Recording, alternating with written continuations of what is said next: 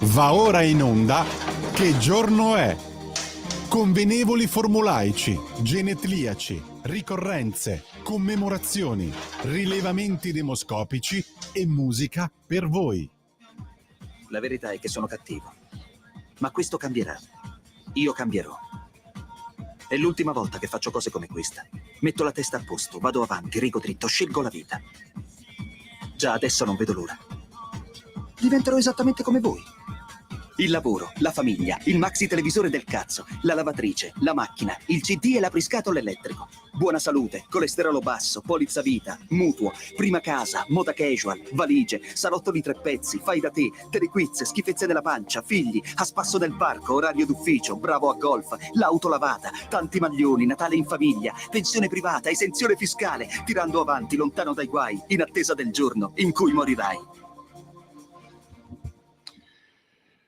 In simultanea con Radio Libertà, che giorno è? Sono scoccate le 12:36, quindi posso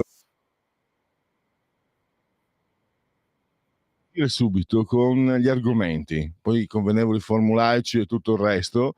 E allora, sono quanto mai sul pezzo. Parleremo di loro, dei dazi. E è un'intervista che era stata già messa, diciamo, preparata. Scusate, diciamo comunicazione di servizio, ho dato quello sbagliato. E qui se mi alzo poi chi guarda ha degli spettacoli che è meglio risparmiarsi. Sto parlando con Simone e Natalia, quindi che assistono a questo povero vecchio, il vostro umile Cicce Barbù, sulla tolla di comando in regia tecnica. Allora, dicevo, pensate, questa intervista doveva avvenire, doveva farsi qualche giorno prima di oggi, ma il professor Carlo Lottieri aveva degli impegni, ma ha detto: guarda, quello che è scritto è comunque quanto mai all'ordine del giorno in ogni caso. Cioè, in sostanza dice Lottieri, c'è l'occasione per l'Europa di abbattere i dazi. Io ho fatto anche quel ragionamento: se abbattono i dazi ne guadagniamo noi consumatori. Guarda caso ieri c'è stato questo stop and go, l'ho chiamato io, voltafaccia, l'ha detto qualcuno, insomma Trump ha rinviato tutto, non si parte più il 15 aprile, ma si dopo 90 giorni. Qualcuno ha deriso Trump per questo sui giornali, vedete, cioè, poi alla fine deridono Trump. Ecco, guarda qua il governo amico di Trump che brutte figure che fa. Se guardiamo le cose, intanto io l'ho detto, non è che perché Trump è avverso alla cultura woke debba esserci sempre simpatico. Certo, la sua azione culturalmente parlando contro il woke, la woke culture, che noi non amiamo, non possiamo amare, secondo me nessuna persona cioè, di buon senso può amare una cultura che cancella, è una contraddizione in termini, è un ossimoro, la cultura non cancella mai, aggiunge. Vabbè. Comunque sia, non è che per questo se i dazi ci danneggiano, insomma, se mi aumenta il whisky, io sono un forte consumatore, vengo dal Friuli o Veneto, se meglio del meglio, sono un forte consumatore anche di whisky, insomma, se devo pagare più dico grazie al mazzo. Invece per il whisky non sarà, perché bisogna salvaguardare i vini italiani, ma soprattutto non sarà per i prossimi 90 giorni, ma soprattutto Giuseppe Lituri, mi ricordo, lo aveva detto l'altra settimana: guardate che prima di parlare di fasciarsi la testa, aspettiamo, perché abbiamo visto che Trump promette e poi diciamo non mantiene, aspetta, e quindi bisogna capire quello che si sviluppa. È uno che alza la voce per spaventare e poi portare a casa il massimo del risultato. È un modo. Che modo è di fare politica? Glielo chiederemo al professor Carlo Lottieri. Potrebbe essere innovativo, potrebbe essere invece immaturo, non lo so. Bisogna anche capire. In ogni caso immaturo non credo, perché Trump ha governato gli Stati Uniti per 4 anni. I primi 3 anni sono stati tra i migliori dell'economia statunitense, poi c'è stato il Covid, quindi che sia un pazzo non direi proprio. E poi ho letto oggi, ci sono anche chiaramente i sepolcri imbiancati, ho letto Gramellini sul Corriere della Sera, quindi un sepolcro imbiancato alla massima potenza, e si è scandalizzato perché Trump ha detto kiss my ass, non vengono tutti a baciarmi il mulo. Non so, non mi ricordo, non ho fatto in tempo a controllare, non so se Gramellini ha fatto il sepolcro imbiancato quando Biden diede del Son of the Beach, del figlio di Ruttana, a Vladimir Putin. Diciamo che probabilmente nella casa ovale, nella sala ovale, nella Casa Bianca, i linguaggi sono un po' da Far West, un po' da saloon, ma non mi soffermerei. Tra l'altro, come si chiama la moglie di Re Carlo? Io poi il mio sangue francese ribolle ogni volta che vedo le teste coronate.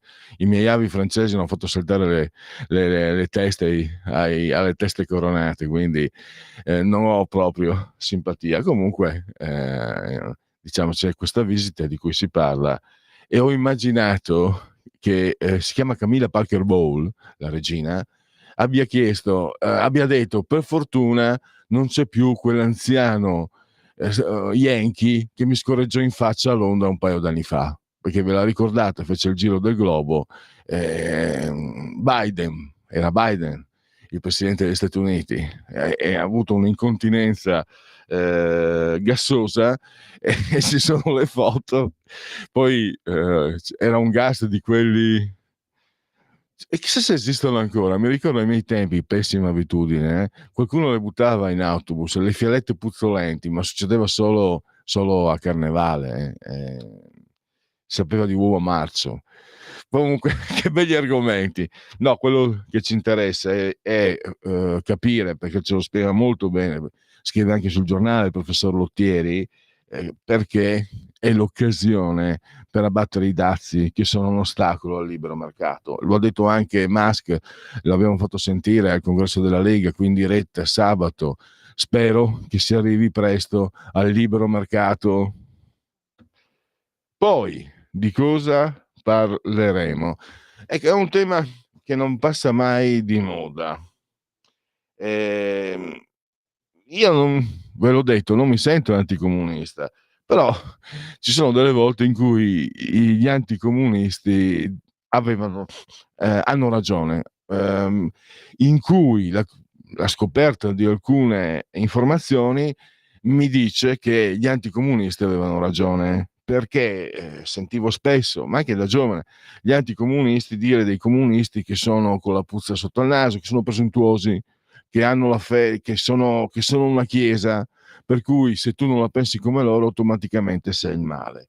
Allora, uno studio che si è svolto in 4 sezioni diverse tra gli Stati Uniti e il Regno Unito ha dimostrato, ce ne parlerà il professor Luigi Curini, ne ha parlato su Italia Oggi, ci dimostra che sono le persone orientate a destra, a votare a destra, ad avere maggiore empatia con il prossimo.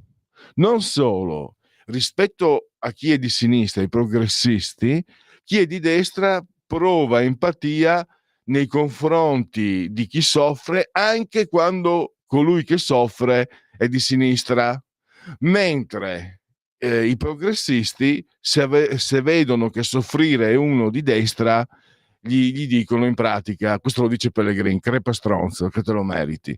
Non è proprio così, però lo pensano. Perché? Perché per chi è di sinistra la destra è il male, quindi è pericolosa. La famosa demonizzazione che abbiamo visto in Italia esplodere in modo definitivo con Silvio Berlusconi. Attenzione, non è che demonizzare l'avversario poi sia sempre stata una prerogativa della sinistra, perché se andate a vedere i manifesti elettorali negli anni 50, anche 60, c'è una demonizzazione del PC, e si indica sempre la Russia. No? Infatti l'anticomunismo comincia a smaterializzarsi in Italia. Silvio Berlusconi l'ha usato fino ai primi anni 2000, perché c'era questa grande ombra del sistema sovietico che non ci voleva molto, insomma, a capire che non funzionava. Non è arrivavano anche a noi informazioni in Occidente, altro che, e quindi ecco, quando si è smaterializzato quella grande minaccia, l'anticomunismo è venuto meno. A differenza di chi è di sinistra che continua a tenere in piedi quello che non c'è, cioè il pericolo fascista.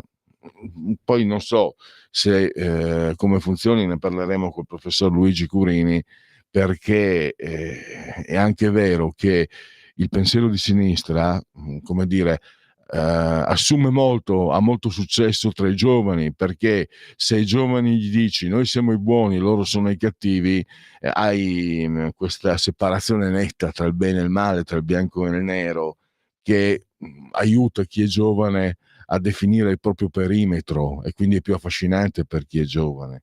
Poi però tante volte, insomma, come diceva quello, è antico, è un modo di dire americano, credo degli anni 60, chi non è comunista a 20 anni è senza cuore, chi lo è a 40 è senza cervello.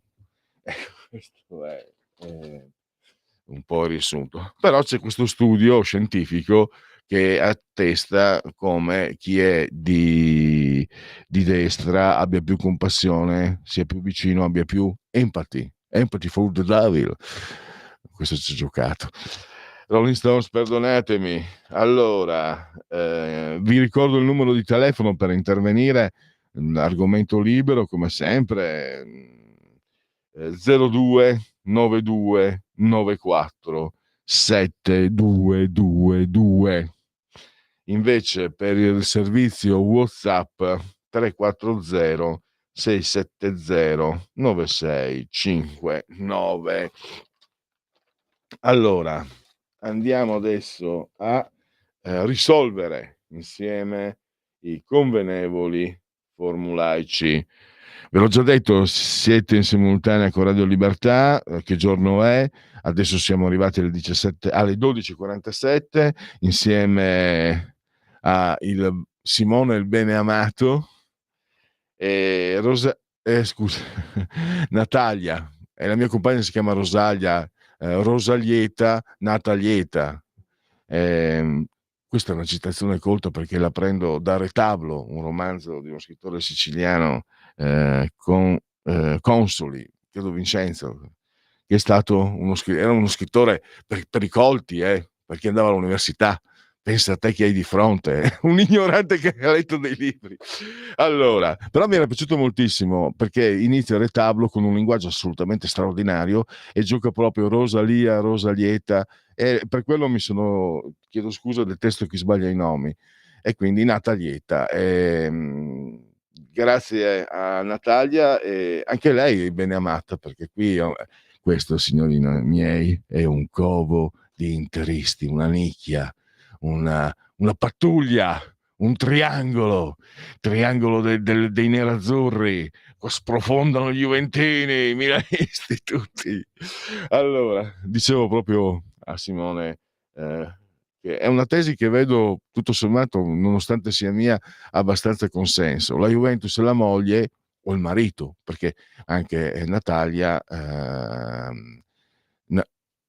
Natalia, Natalia, mamma mia, Natalia è tifosa di calcio, la mia compagna è tifosissima, quindi allora la Juventus è come la moglie o il marito, il Milan è come il fidanzato o la fidanzata, e invece l'Inter è come l'amante. Non ti lascia tranquillo.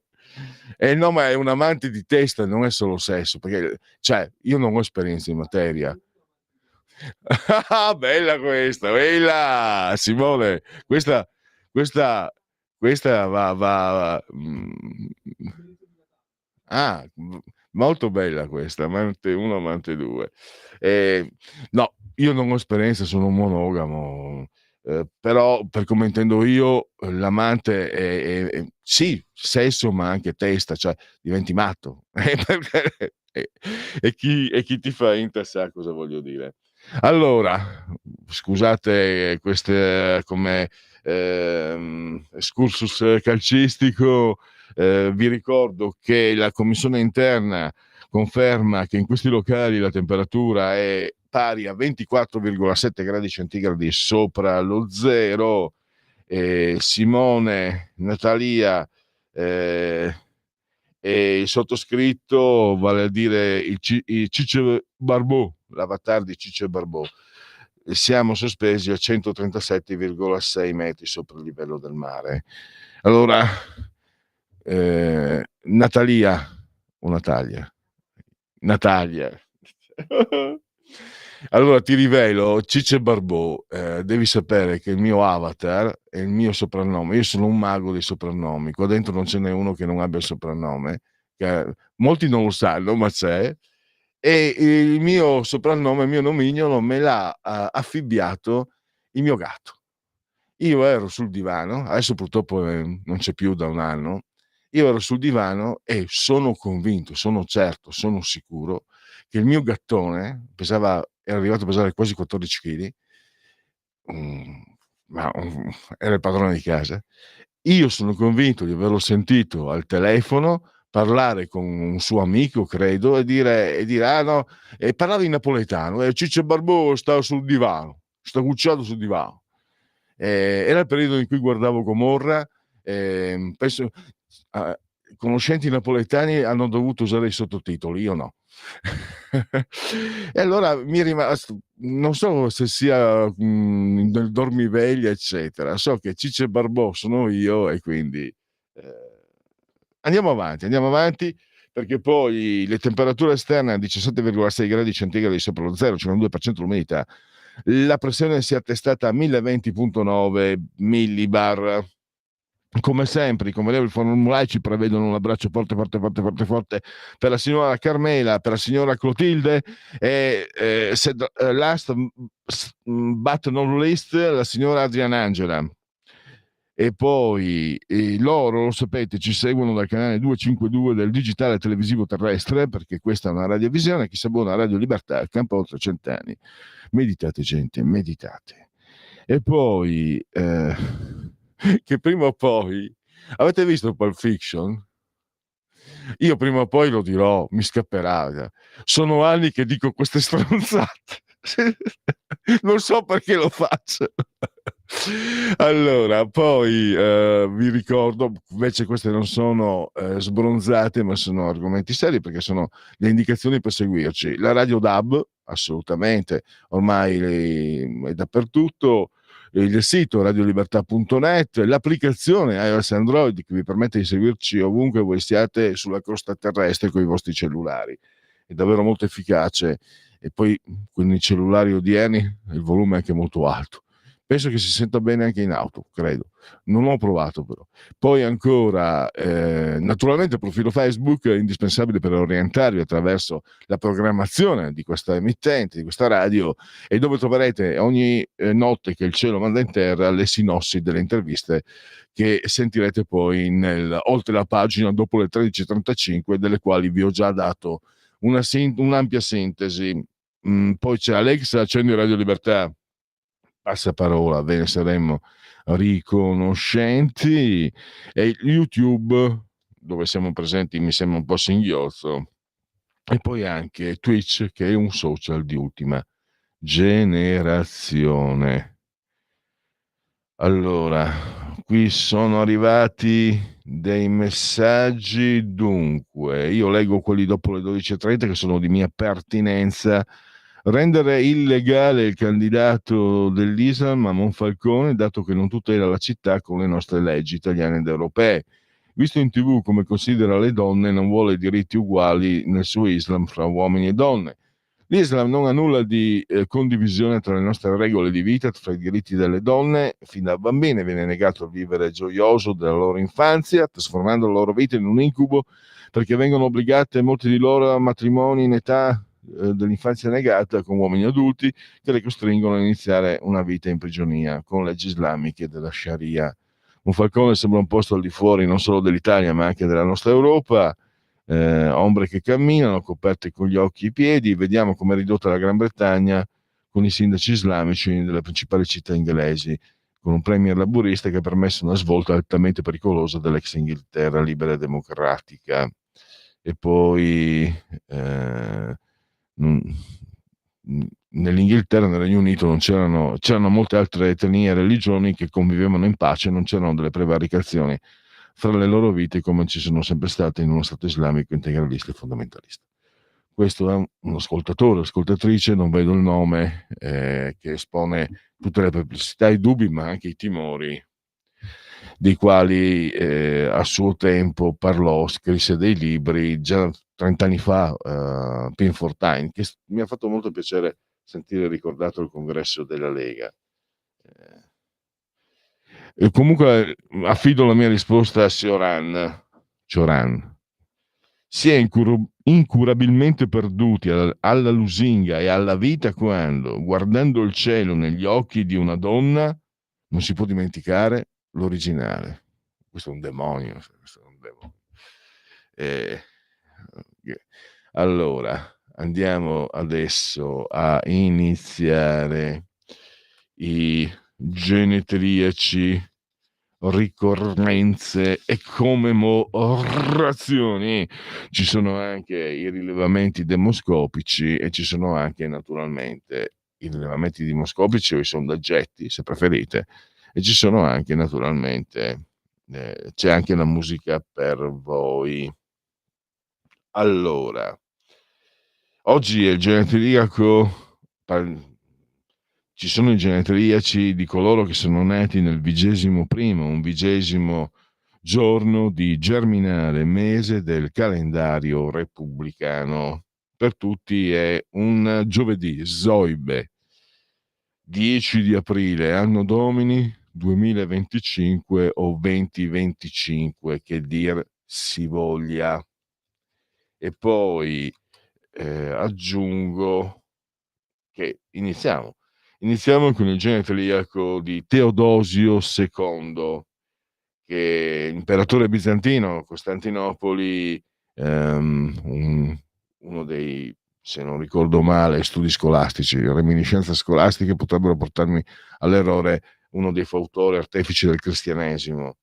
E poi abbiamo, quando è proprio, io sono nato e cresciuto lì vicino, e mi veniva buffo questo piccolo paese che credo forse non l'ho neanche mai visto, che si chiama Alvisopoli, è in provincia di Venezia. Mio padre è della provincia di Venezia. E poi ho scoperto, grazie ai genetriaci, che Alvisopoli è una città che è stata, è un paese, un paesino, una comunità che è stata fondata da un politico veneziano molto importante che si chiamava Alvise Mocenigo e che fondò questo comune basandosi sul modello greco-romano. Era un uomo di grandissima cultura, di grandissima abilità. E poi vediamo se allora vediamo se allora abbiamo Tranquillo Cremona. Ah, ah, spero. Speriamo. Grazie Simone. Spero di non, di solito non succede, spero di non aver sbagliato. Poi abbiamo prima, perché dopo c'è l'avvicendamento. Natalia, Natalia. Tu resti? Dopo le 4? Allora per entrambi, sapete cosa facciamo? In onore, e anche nella speranza, perché mercoledì ne abbiamo parlato, preparami Amala. E sai perché? No, ma c'è un motivo, perché in onore di lui, H grande e cacchino, Elenio Herrera. Oggi è il genetriaco di Elenio Herrera, ragazzi, non si scherza. Sai cosa disse Elenio Herrera? Più antico naturale che interista. Rosalia è o Rosalia, dipende perché anche lì dalle nostre parti, perché lei non è siciliana, dalle nostre parti esiste il nome Rosalia, ma viene pronunciato Rosalia. Io che sono anti-juventino naturale, quando leggo che disse Elenio Herrera, Juventus uguale Fiat uguale potere. Pam! E poi voglio ricordare un pittore che io amo tantissimo, fammi solo ricordare, perché chiudiamo con l'arte. No, poi c'è tutto il resto. Tranquillo Cremona è diciamo, non è proprio un puntinista, siamo nella seconda metà dell'Ottocento. Io, pensate, ero bambino ignorante, famiglia di povera gente, però mi avevano regalato un quaderno dove c'erano i dipinti, c'erano proprio le riproduzioni di Tranquillo Cremona, me ne sono innamorato, poi c'era anche Monet, quindi. Tranquillo Cremona, che pensate, morì a 41 anni, avvelenato dalle sostanze tossiche dei colori, contenute nei colori. Pensa a quante opere meravigliose abbiamo perso. Allora, vai al 13, vai! Dal produttore al consumatore, Perfetto. Sicurbet produce impianti d'allarme per case, negozi, uffici e capannoni e oggi ti presenta Dialogos, l'unico antifurto senza fili che ti permette di rimanere in casa d'allarme inserito e a finestre aperte. Sicurbet offre l'impianto d'allarme senza fili a partire da €950 con 2 anni di garanzia integrale. Telefonate subito al numero 348 71 59 492 per conoscere Dialogos e alle prime 5 telefonate il combinatore telefonico è in regalo.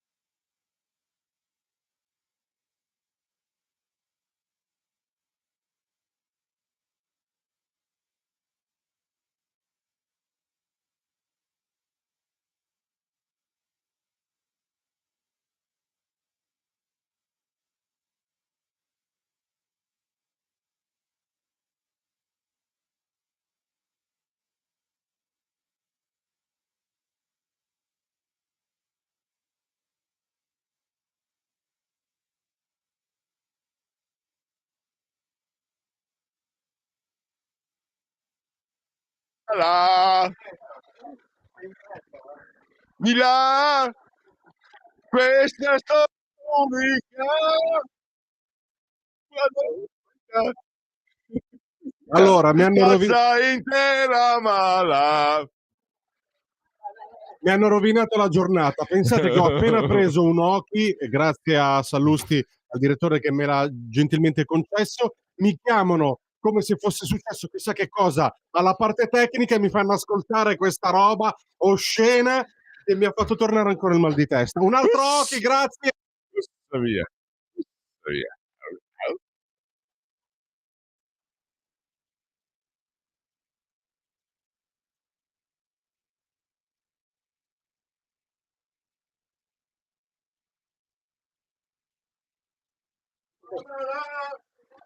Ah, ecco, mi ero dimenticato. Intera mala. Pelle, scusami, diciamo le cose come stanno. Abbiamo acquistato qua tra colleghi 3 interisti praticamente. Simone, praticamente anche Natalia e Pelle a dirigere la baracca. Vi voglio soltanto dire che Matteo Salvini è tifoso del Milan, state attenti.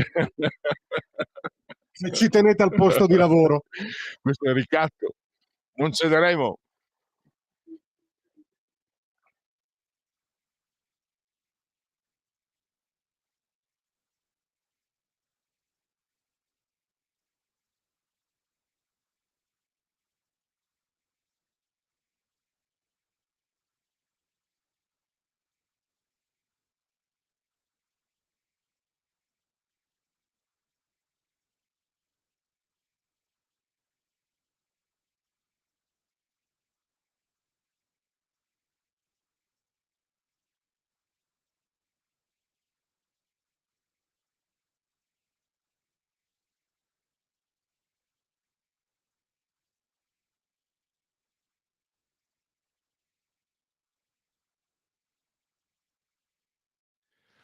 Auguri al mago, a Elenio Herrera, che oggi avrebbe compiuto 115 anni tondi. E quindi questo inno, un inno alla gioia nerazzurro. e anche per lui. Non è contro nessuno, mi sono professato, lo sapete, antiovalentino naturale, ma non è contro qualcuno, è per anche perché coincide, no? E la musica per voi, da quando Che giorno è a questo formato, prevede proprio contributi musicali che coincidono con chi è nato in quel giorno. Herrera non era un musicista, ma Lino. Io sono convinto, se esiste, chi lo sa, qualcuno, secondo credenze antiche che sono trasversali nella civiltà, le anime dei morti sarebbero tutte sulla luna. Anche colui che perse il senno, cos'era Gerusalemme liberata, Torquato Tasso, eccetera, quindi segue questo mito. Chi lo sa, magari è là ed è arrivato. Magari con l'applicazione iOS Android. Andiamo avanti allora. Torniamo seri. Leonilde Iotti da Reggio Emilia è stata la prima donna italiana a essere presidente addirittura del Senato, che è la terza carica dello Stato, però potrei sbagliarmi. Tanto ci pensa la mia nemesi, la nemesi di Ciccio Barbucchi e Manzoni, che tra l'altro ho fatto in tempo a leggere comunque Manzoni, che ha detto che a lui ama Magnus, ma non gli piaceva Alan Ford, gli piaceva di più Diabolic e i supereroi della Marvel. Che pensate, se lo ricorda benissimo Manzoni, venivano pubblicati dall'editoriale Corno 2 pagine a colori, 2 pagine in bianco e nero. C'erano, me li ricordo ancora, li compravo anch'io Manzoni.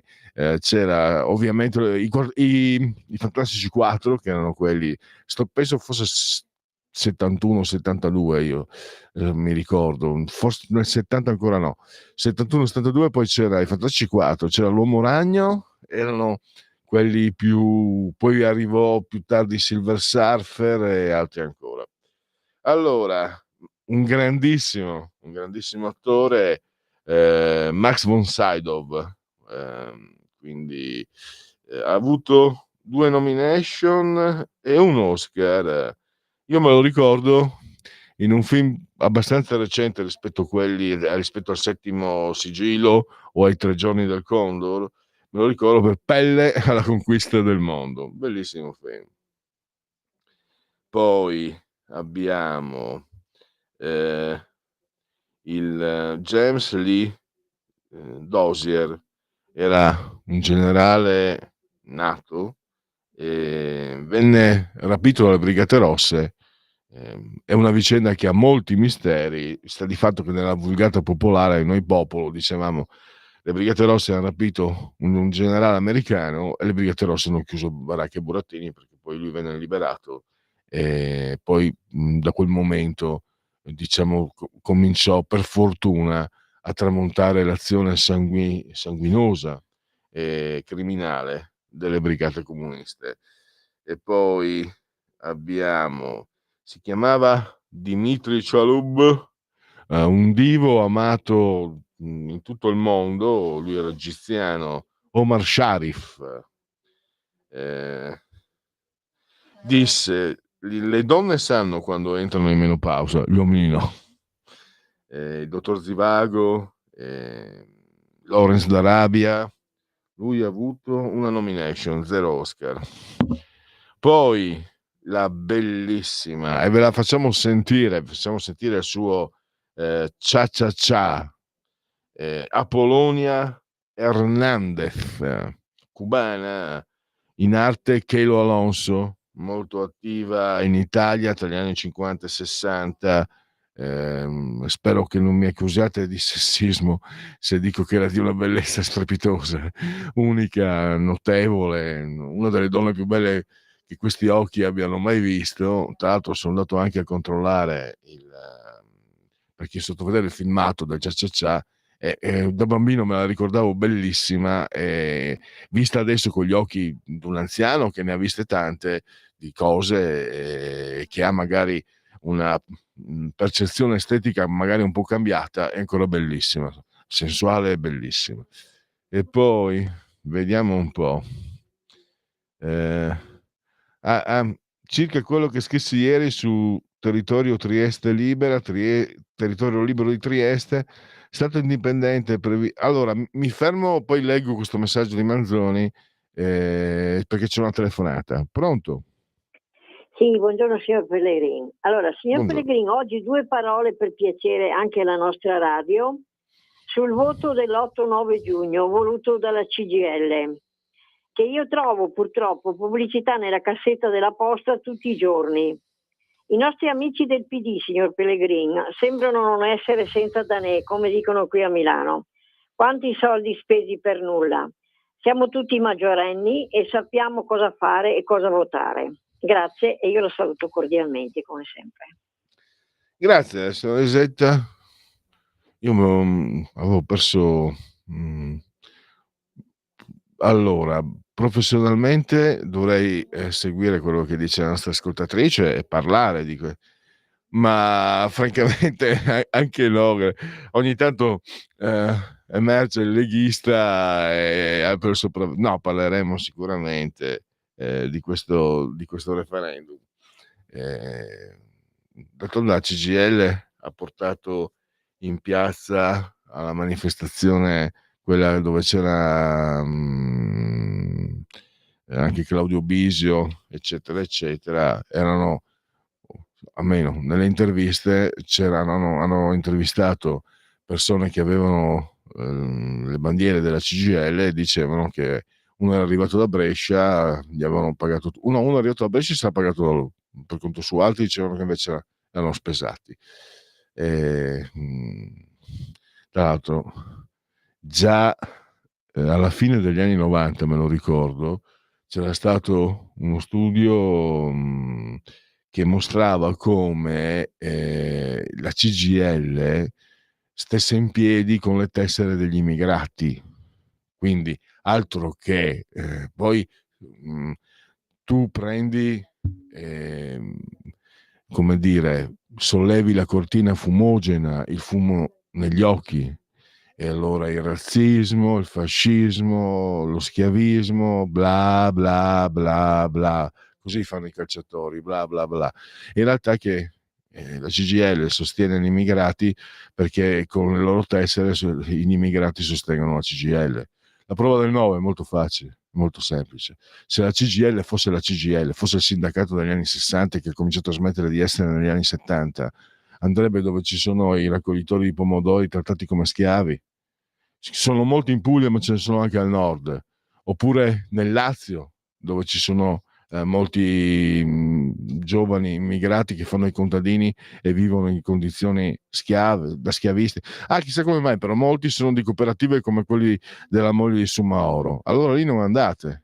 No, allora, cioè, finché non vedi, io non voglio sentire parlare cioè, io non voglio, quello che voglio dire non ha importanza.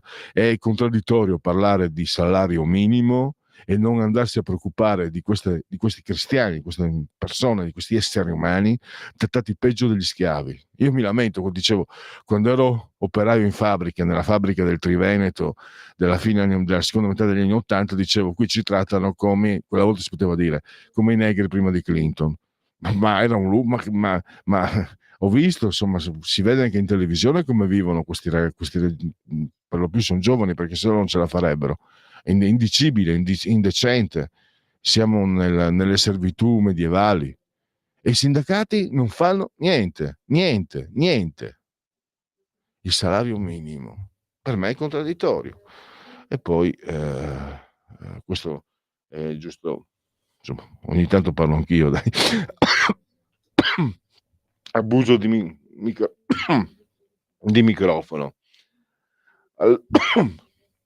Allora, Trieste, che interessava Manzoni, leggiamo questo suo contributo tratto da Wikipedia. Stato indipendente previsto dall'articolo 21 del Trattato di pace tra Italia e gli alleati dopo la fine della Seconda Guerra Mondiale. Confinante con l'Italia e la Jugoslavia, il territorio libero di Trieste includeva circa 375.000 abitanti, 290.000 italiani, 70.000 sloveni, 11.000 croati e quasi 5.000 di altre nazionalità. I suoi confini erano la città di Trieste, a nord il litorale fino al Timavo e a sud parte dell'Istria occidentale fino al fiume Cuieto.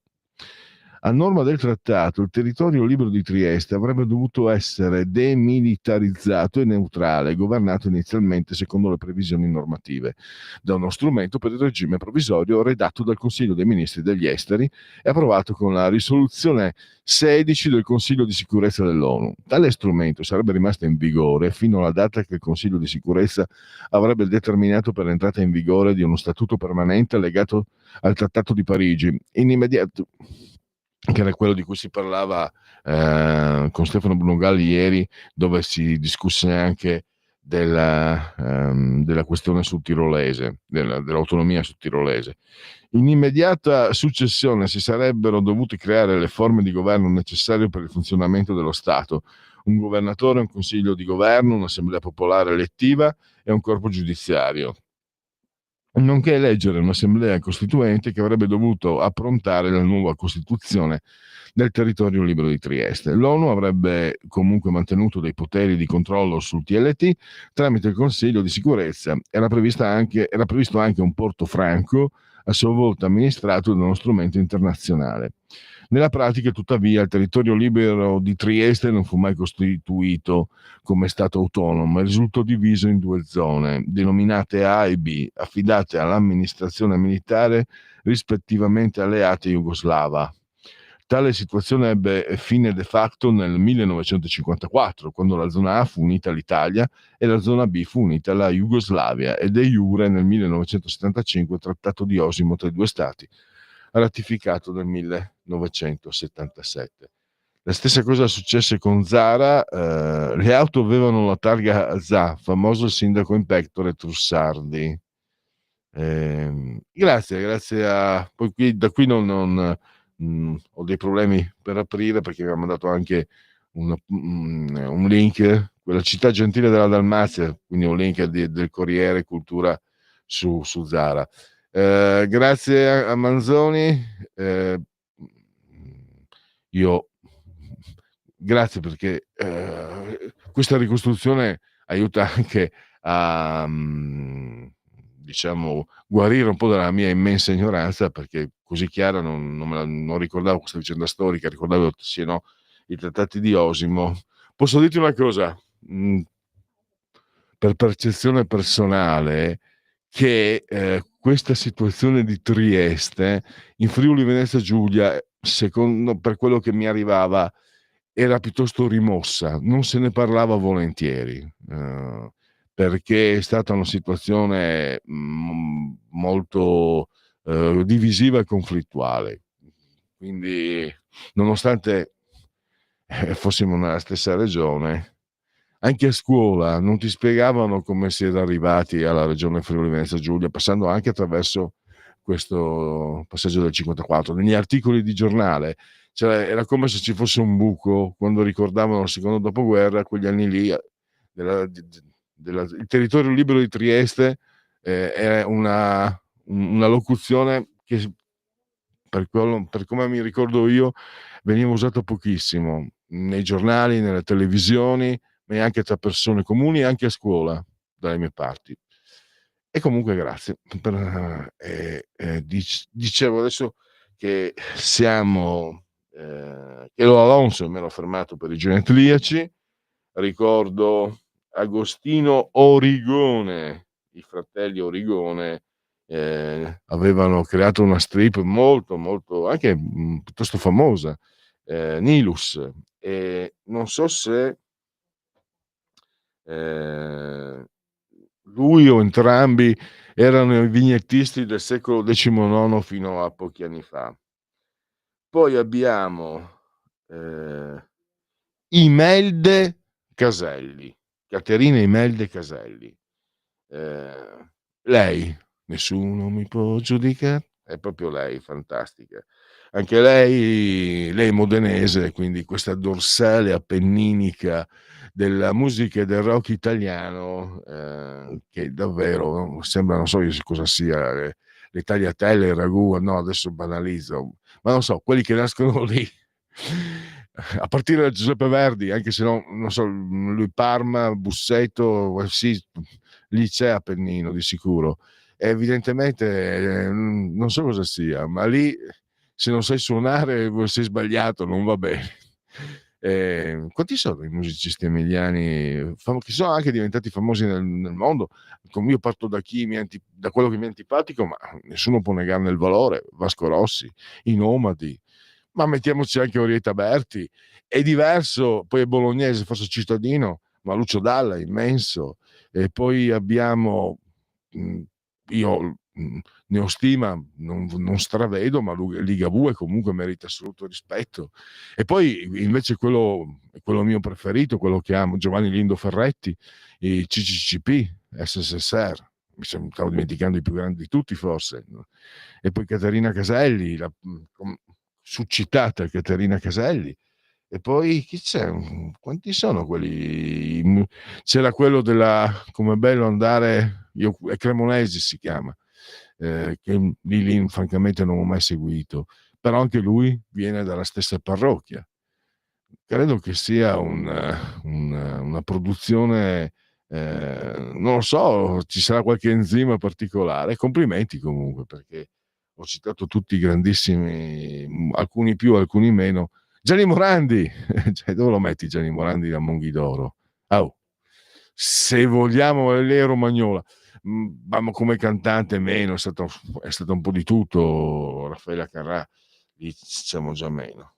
Poi non so adesso, ce ne sono altri. E tra l'altro notava in una bella intervista di qualche anno fa, dove si parlava di questo, non è solo una mia fisima, il cantante dei Nomadi mi stavo dimenticando uno che io amo tantissimo, Zucchero, Delmo Fornaciari. Diceva il cantante dei Nomadi che se vai a vedere la carriera, la storia di questi musicisti, alla fine tornano tutti lì, tornano tutti da dove sono partiti, non riescono a fare a meno di tornare lì. Una bellissima storia. Poi abbiamo il feroce Aldo Grasso, il langhidano Aldo Grasso. La TV premia indifferentemente chi la venera come chi la lorda. Basta sempre essere pronti a servirla. Maurizio Dotti, un disegnatore di fumetti, Brianzolo, Tex, Zagor, molto bravo. E poi Nicoletta Nancy Brilli, la bellissima Nancy Brilli. Adesso ho appena citato. Sveva, scegli tu quale offerta musicale e poi dopo andiamo a chiudere questa slot con i sondaggiati.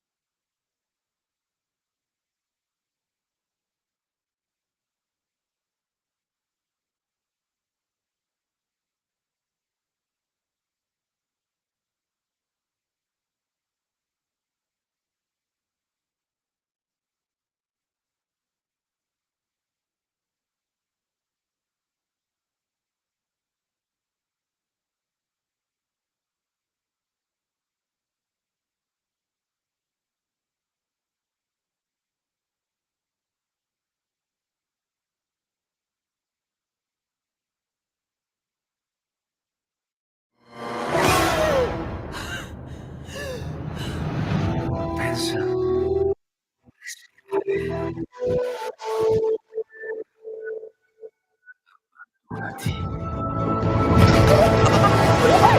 Cosa vedi? Luce, oscurità, l'equilibrio. È tanto più grande. C'è stato un risveglio. Hai sentito? Conosco una sola verità.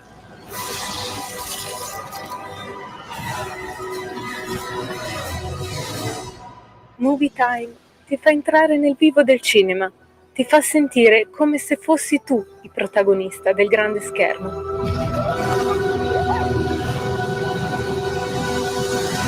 Ogni sabato dalle ore 16.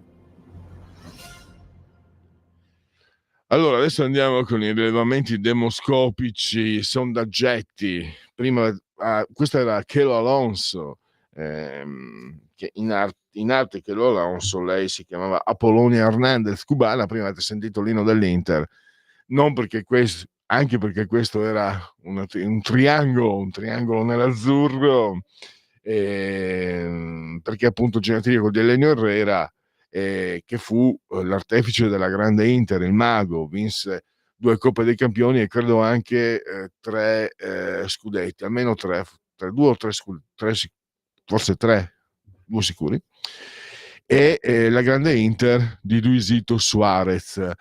Poi c'era il grande Giacinto Facchetti, c'era Mazzola, c'era Burnic, c'era Guarneri, c'era Corso, c'era il giocatore preferito da mio papà, che era tifoso della grande Inter, Jair, e poi c'era Domenghini, e poi arrivò più tardi Boninsegna, e c'era Luisito Suarez che arrivava dal Barcellona, dove aveva vinto credo una Coppa delle Coppe, una Coppa UEFA, aveva vinto soprattutto il pallone d'oro, perché lui poi divenne anche campione europeo con la Spagna e fu uno dei giocatori più importanti considerati della storia dell'Inter e non solo.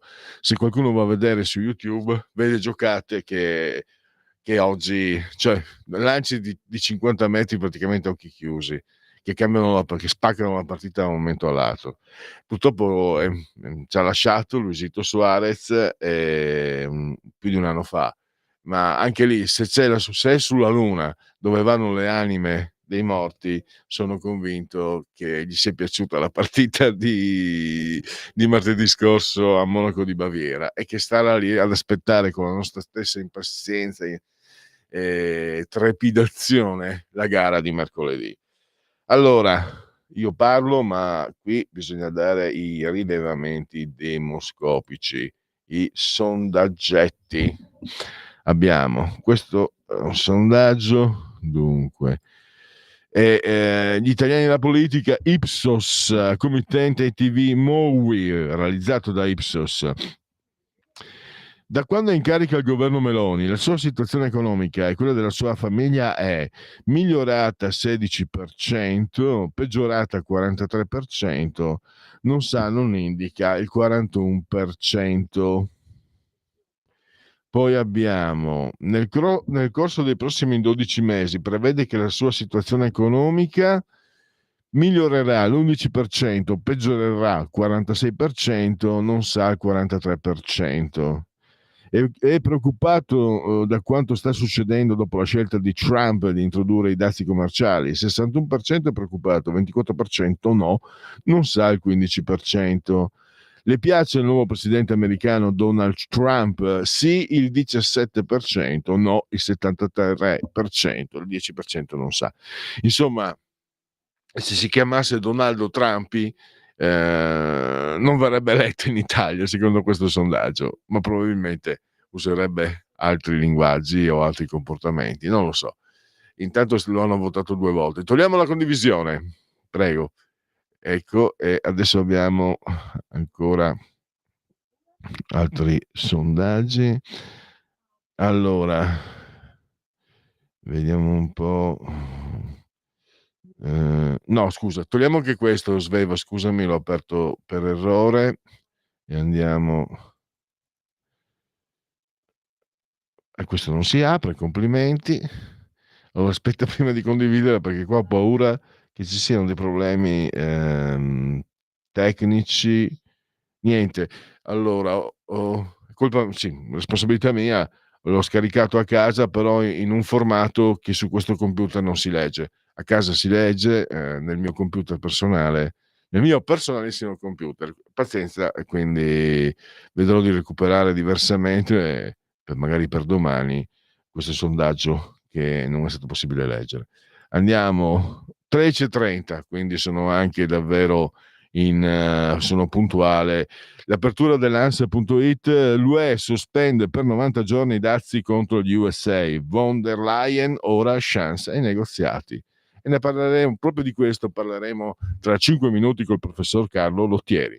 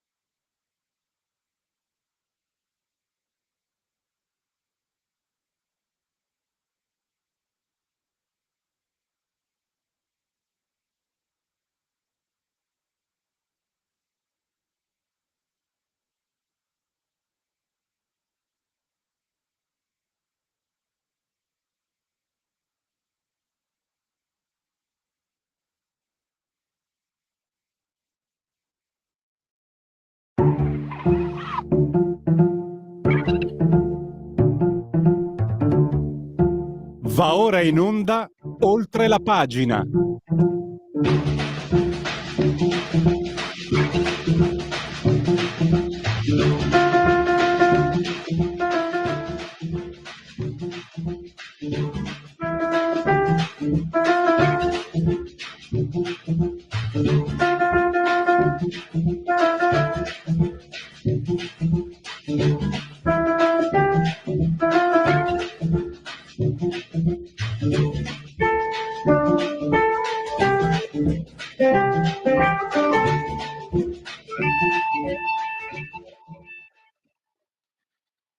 Allora, se guardiamo intanto, vi dicevo prima, quello che è successo, questo stop and go di Donald Trump sui dazi, se n'era parlato, lo aveva preannunciato, credo il dottor Liturri, che scrive sulla Verità, diceva: "Aspettiamo prima di fasciarci la testa, vediamo se diventano operativi", perché il modus operandi di Trump è, diciamo, quello di alzare la voce e poi vedere quello che si porta a casa. E poi c'è una contraddizione che è stata messa in luce dal professor Lottieri. Lui insegna filosofia del diritto all'Università Telematica Pegaso e filosofia delle scienze sociali alla Facoltà di Teologia di Lugano. Il professor Lottieri rileva una contraddizione in termini in quello che voleva fare l'Unione Europea, probabilmente, come dire, stordita dalla woke culture ancora, per cui Trump è il grande Satana. Se Trump, come dicono quelli bravi, Trump commette un errore applicando i dazi, tu applicandolo a tua volta fai un errore uguale al contrario. Io direi di partire da questa annotazione, perché poi da questa contraddizione in termini si può arrivare a una conclusione auspicata dal professor Lottieri, ma te la spiega lui adesso, cioè quello di azzerare i dazi, che alla fine è il vantaggio per noi cittadini, oltre a essere un passo verso la libertà, la libertà di scelta. Allora, professore Carlo Lottieri, lo abbiamo in linea, bentornato ai nostri microfoni, grazie per essere qui con noi, professore. Grazie a voi per l'invito, mi fa sempre piacere essere con voi. Allora, ti chiedo, partiamo da quella contraddizione che a questo punto sembra essersi fermato tutto, cioè ha sospeso Trump, ha sospeso anche l'Unione Europea. E quindi partiamo da quello che è il tuo auspicio, quello di arrivare ad abbattere le barriere doganali, ad avere veramente il libero mercato. Potrebbe essere addirittura un'occasione buona questa. Potrebbe non essere un'occasione buona, e partirei da una considerazione elementare, però non si fa in questi casi, ma secondo me è invece opportuno fare. La civiltà si è sviluppata, la civiltà umana, molti millenni fa, ha iniziato a svilupparsi quando abbiamo smesso di essere piccoli gruppi di cacciatori raccoglitori autarchici, cioè senza rapporti con altri gruppi. A un certo punto nasce la specializzazione, la divisione del lavoro, nasce la moneta, per cui tanti mestieri, Favaro in Veneto, o Schmidt o Schneider richiamano le professioni, no? Perché a un certo punto uno comincia a fare il fabbro, l'altro fa il calzolaio, l'altro fa il fornaio, eccetera. La divisione del lavoro è cruciale, perché permette un moltiplicarsi della produzione, una migliore qualità dei prodotti a più basso prezzo. È ovvio che la divisione del lavoro e la specializzazione sono tanto più forti e si esprimono tanto meglio quanto più le persone che vi partecipano sono numerose, quindi questo funziona bene in un paese, ancora meglio in una regione, in un'azione, nell'umanità. Se noi dobbiamo produrre ananas in Europa possiamo anche farlo, dovremmo strutturare delle terre un po' particolari, con i costi evidentemente più alti. Se compriamo le ananas invece dall'America centrale o dall'Africa, i costi sono più bassi, eccetera, eccetera. Quindi ci sono delle ragioni economiche che spingono verso l'apertura dei mercati, e ci sono anche naturalmente delle ragioni di diritto, perché è evidente che se io sono in regia protezionista vuol dire che i miei soldi non sono più veramente miei, la mia vita non è più veramente mia, perché non posso, siamo alle sanzioni contro loro, quindi se non posso negoziare, contrattare con il cittadino, vuole vendermi delle cose, io vorrei comprare, non possiamo farlo. Quindi c'è una perdita di libertà da parte di Trump. Ora veniamo a Trump. Trump non si sa bene quello che vuole fare, non si sa bene quello che sta facendo, nessuno lo sa, forse nemmeno lui, non lo sappiamo. Però certamente è stata una parte piccolissima in giro tra loro, che ha sperato e sperava, e spera che tutta questa sua azione fosse per allargare la libertà, cioè per dire: ascoltate voi europei, perché non eliminate un po' di barriere, e anche voi cinesi, eccetera, eccetera, voi canadesi, voi messicani. E le continue sospensioni che lui ha introdotto nei riguardi del Canada, del Messico, adesso anche nei riguardi dell'Europa, sembrano andare esattamente in questa direzione. Purtroppo però in Europa abbiamo una leadership a livello dell'Unione Europea che invece sembra volere cavalcare questa situazione dei dazi, non già per negoziare, invece da parte dell'Europa io penso una parte rilevante e delle elite in Europa, diciamo così, c'è il tentativo di sfruttare tutto questo per chiudere l'Europa in un recinto. Questo sarebbe un errore gravissimo. Ecco, c'è anche questa contraddizione, non si deve chiudere a Trump perché è un fascista, un fascistone, e si parla della via della seta, bisogna aprire alla Cina, Romano Prodi in primis lo vuole, che non è proprio l'esempio di democrazia. Insomma, se Trump è un fascistone, Xi Jinping forse lo è un po' di più.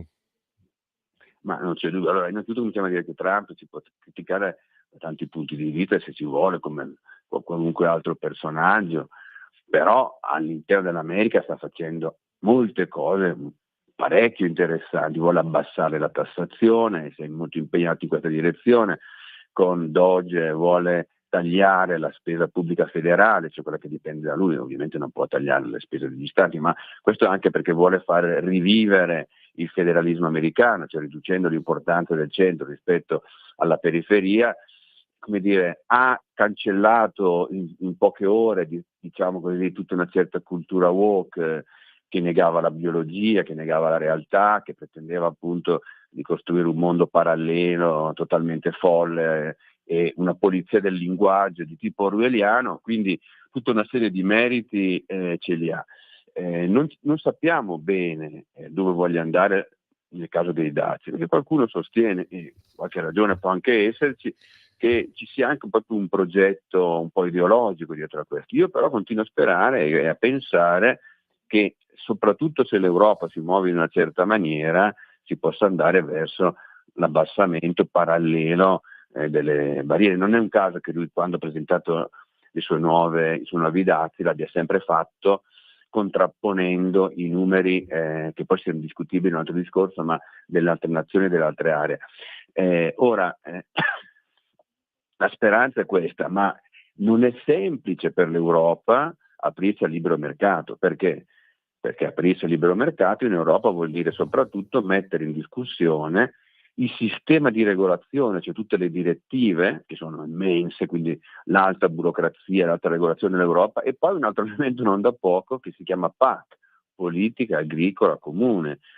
Quindi tutte queste sussidi agli agricoltori, che vuol dire soprattutto in larga misura, diciamo, agricoltori francesi. Ecco che la Francia oggi, secondo me, per via di questo forte finanziamento che riceve dall'Unione Europea, è probabilmente il vero ostacolo sulla via dell'apertura tra America ed Europa, apertura commerciale. Di questo non si parla, ma questo è, come dire, l'elefante nella stanza, in un certo senso. Secondo te si dice che con Trump potrebbe essere arrivato, diciamo, un certo tipo di globalizzazione al capolinea? È chiaro, abbiamo internet, siamo arrivati a un punto per cui non si può pensare di rinchiudersi nel cortile di casa. Però stavo pensando, quando negli anni 90 prende piede il fenomeno della delocalizzazione a tanti livelli, chi, diciamo, la giustificava diceva: ma è chiaro, se tu hai un'azienda e sei in un paese che ti prosciuga di tasse, vai dove paghi meno tasse. Poi l'alternativa era che comunque tu andavi in un paese dove c'erano meno tasse e avresti dovuto contribuire ad arricchire quel paese, al benessere di quel paese. Poi correggimi, Carlo, perché faccio una ricostruzione un po', per carità, terra a terra, però io ti dico quello per come la vedo io, l'ho vista io. E non è successo questo. Ecco, ritornare abbassando le tasse a diciamo fermare quella delocalizzazione che appunto secondo me ha fatto tantissimi danni. Guarda, non posso far nomi, ma dalle mie parti una grossa multinazionale aveva una grande stabilimento, sei a Pordenone, in provincia di Pordenone, grande stabilimento. Siccome aveva assunto tutti gli operai, erano di quel paese, di quei paesi, di quelle comunità, l'azienda ha fatto quello che voleva, nessuno è andato a controllarla, poi ha chiuso, sono andati a produrre altrove, fuori d'Italia, e hanno scoperto che quell'azienda era piena di ogni sostanza chimica inquinante, devastante. Ecco, mi viene in mente anche questo. Ecco, voglio dire, scusa, sono andato come mi capita capita sempre i miei anacoluti. Però ecco, secondo te si può pensare che possa accadere qualcosa, cioè qualcosa in questo senso, tornare all'economia e non al primato della finanza e basta? Allora, questa tesi circola abbastanza in questi giorni, cioè l'idea, e credo che circoli per certi aspetti correttamente, perché alcune delle persone attorno a Trump o che si presentano come attorno a Trump avanzano questa tesi, cioè che nell'America di oggi le borse vadano molto alte, quindi la finanza ci guadagni, ma poi c'è tutta un'area, diciamo così, dell'America minore, dell'America bianca, più povera, li chiamano i redneck, quelli che hanno appunto il collo rosso perché prendono il sole lavorando all'aperto, che invece si è impoverito. Ora, cominciamo a dire una cosa però, l'America è un paese ricchissimo paragonato al resto del mondo e anche paragonato all'Europa. È un paese con livelli di disoccupazione che l'Europa si sogna naturalmente, e i processi di delocalizzazione sono processi molto naturali, ma sono, come dire, connessi alla trasformazione del mondo, ma sono tutti quei cambiamenti che sono legati alle tecnologie, all'apertura di nuovi mercati, alle opportunità che si creano e che fanno sì che la divisione del lavoro cambi di continuo. Faccio sempre un esempio molto banale. È ovvio che quando qualcuno inventò il transistor, creò disoccupazione in un certo senso, perché le vecchie aziende che producevano le valvole per le radio non potevano più produrre quello. Analogamente, se invece che essere chiuso nel suo mondo, circondato da una cortina di ferro, il Vietnam, la Cina, la Birmania si aprono a noi, qualcuno può cogliere la possibilità per avere, come dire, là delle capacità produttive a minor costo, che quindi poi vuol dire anche per noi alla fine prodotti a minor costo. Non dimentichiamoci che noi siamo riusciti a sopravvivere negli ultimi 20-30 anni a dispetto delle politiche monetarie, cioè dell'espansione della moneta, proprio perché tutta una serie di beni ci arrivavano a prezzi calanti da questi paesi, e quindi noi stessi abbiamo trovato giovamento. Quando si delocalizza si rende, diciamo così, più razionale l'utilizzo delle risorse. Questo è un dato cruciale. È ovvio che se io vedo licenziato patisco la cosa, ma se noi guardiamo la cosa nell'insieme, in realtà è il mondo intero che ci guadagna. Non dimentichiamoci, i dati sono trovabili a chiunque online, che 30 anni fa nel mondo c'era una fetta enorme di persone che moriva di fame, e oggi il numero di queste persone è crollato. Cioè le persone al di sotto dell'indigenza sono un numero veramente bassissimo rispetto a quello che era 30 anni fa, e questo appunto attraverso l'apertura dei mercati, perché poi c'è tutto un certo mondo che deve un po' chiarirsi le idee. Cioè, non è che noi possiamo andare avanti 30 anni a sparare contro la globalizzazione come fosse il male assoluto, e poi quando arriva Trump che mette i dati spariamo contro Trump. Bisogna chiarirsi, cioè, no, perché o la globalizzazione la vogliamo, l'apertura dei mercati, il fatto che noi si possa comprare, investire, muoversi dove si vuole, eccetera, oppure se questa cosa non ci piace dobbiamo essere da no global, diciamo così, dei grandi difensori dei dazi di Trump, che adesso li ha sospesi, ma insomma che quando li aveva annunciati stavano chiudendo in un certo senso ogni paese, ogni area nel proprio recinto. Quindi molti hanno scritto su questo, alcuni hanno scritto su questo, l'ha fatto anche Del Vigo sul giornale, il paradosso, no, di una certa sinistra che da un lato continua a parlare contro la globalizzazione, al tempo stesso demonizza Trump nel momento in cui diventa il campione no global, il campione dell'avversione alla globalizzazione. No, io credo che l'integrazione dei mercati sia fondamentale, e attenzione, c'è anche un punto: integrare diverse economie vuol dire anche ridurre i rischi della guerra. I rischi della guerra non puoi mai annullarli, la guerra è una cosa che fa parte della realtà umana, ma se le economie sono interconnesse, se i francesi investono in Inghilterra, gli inglesi in Italia e via dicendo nel mondo, magari la voglia di andare a bombardare da parte degli inglesi i propri stabilimenti o comunque i propri mercati e così via diminuisce. Avere un mondo interconnesso in linea di massima vuol dire anche avere un mondo meno esposto alla guerra.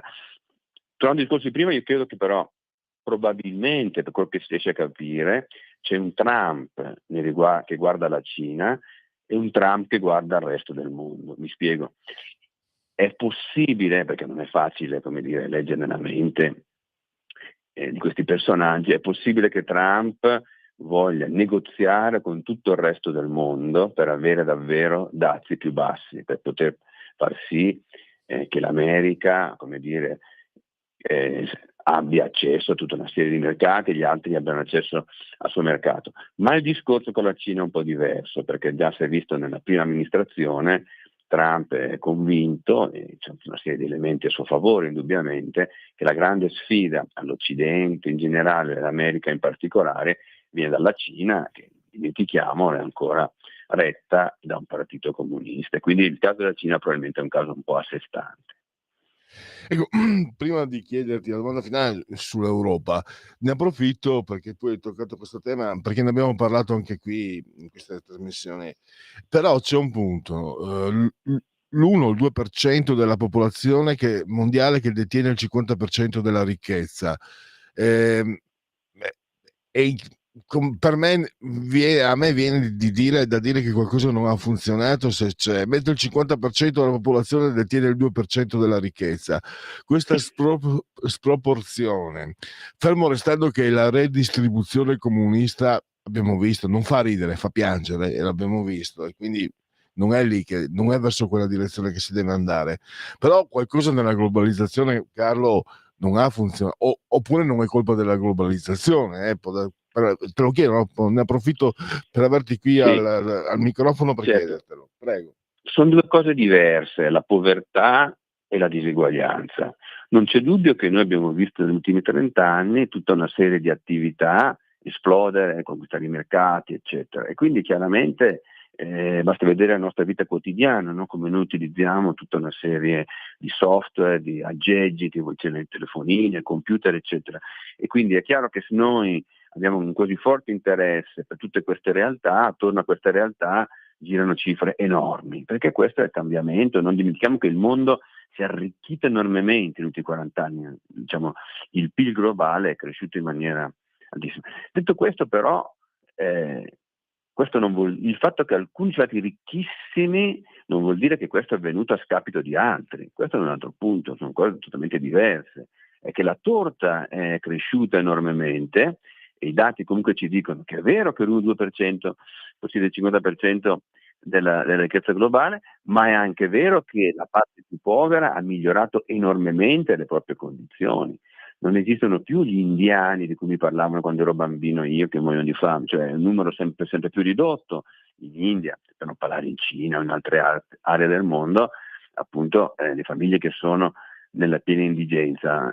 Io vivo a Milano c'è pieno di studenti come dire indiani che vengono qui perché vanno a studiare al Politecnico e via dicendo. Cioè, il mondo è veramente cambiato ed è migliorato in virtù dello scambio. Lo scambio, perché poi la globalizzazione rinvia allo scambio.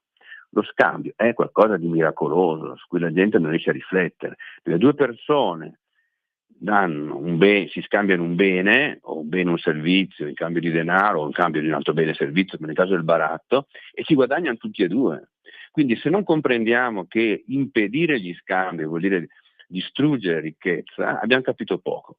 Io sono vissuto, come ben sai tu, a Venezia 10 anni, e Venezia è una città che è diventata quello che è diventata come bellezza, come arte, eccetera, perché era un centro fondamentale, allora era il primo centro al mondo degli scambi, perché Rialto era il più grande mercato del mondo. Allora, lo scambio è qualcosa che noi facciamo fatica a capire, perché noi riteniamo che la ricchezza sia legata solo alla produzione.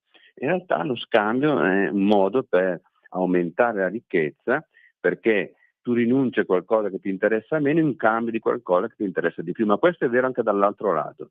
Quindi quando noi diciamo c'è una parte della popolazione che si è molto arricchita, è vero, ma non pensiamo che questo sia successo a scapito di altri, non necessariamente. Detto questo, il mondo è pieno di cose terribili, nel senso che ci sono truffatori, inquinatori, assassini, criminali, eccetera, gente che passa tutta la vita a brigare per avere i soldi pubblici, per modificare i corsi degli tassi di interesse, diciamo, bancarie così a proprio favore, no? Come dire, manipolando le politiche monetarie e arricchendosi quindi alle spalle degli altri. Noi non viviamo assolutamente in un mondo caratterizzato dal diritto, dalla proprietà, dalle logiche di mercato. Nonostante questo, questi 30 anni, come dire, di apertura delle frontiere globalmente hanno portato molti benefici all'umanità e direi soprattutto alla parte più povera dell'umanità. Sì, diciamo che poi mentre ti ascoltavo pensavo c'è un dato che penso sia abbastanza lapidario, le aspettative di vita che hanno toccato, certo. dati Istat, il punto più alto della storia in Italia, perlomeno il punto più alto da quando esiste questo tipo di Ma anche statistica. dell'umanità. Sì. E Non solo in Italia, quindi certo. poi qualcuno mi dice bisogna vedere come vivi e non quanto vivi. Mi diceva un amico da ragazzo non puoi avere il soldino e anche il gelato, quindi un passo per volta. Carlo, l'Europa come esce? Perché a me è sembrato quasi che qualcuno ha preso in giro Trump, ma io non credo che sia immaturità o approssimazione, perché comunque lui ha fatto il presidente già per 4 anni e i primi 3 anni gli Stati Uniti economicamente andavano molto bene, poi il Covid è stato per lui un inciampo. A me sembra, viene da dire, che sia venuto a vedere le carte dell'Europa, sospendendo, spostando in 90 giorni. Cosa ti aspetti da questa Europa? È così, allora è chiaro che lui vuole vedere se l'Europa è davvero disposta a abbassare le proprie barriere. Questo sarebbe un risultato ottimo per lui, ma anche ottimo per noi, perché non dimentichiamoci che se l'Europa riduce i propri dazi, sta riducendo le tasse su di noi, quindi sta riducendo il prelievo e sta permettendoci di comprare, permettendo a noi come singoli, a noi come famiglie e a noi come imprese, le imprese europee, di rifornirsi meglio rispetto a produttori invece a cui oggi devono rifornirsi perché europei. Questo è un dubbio. Qual è il problema? Il problema secondo me è che purtroppo con questa guerra dei dazi, chiamiamola così, Trump ha dato un ruolo enorme alla Unione Europea che ha competenza su questo.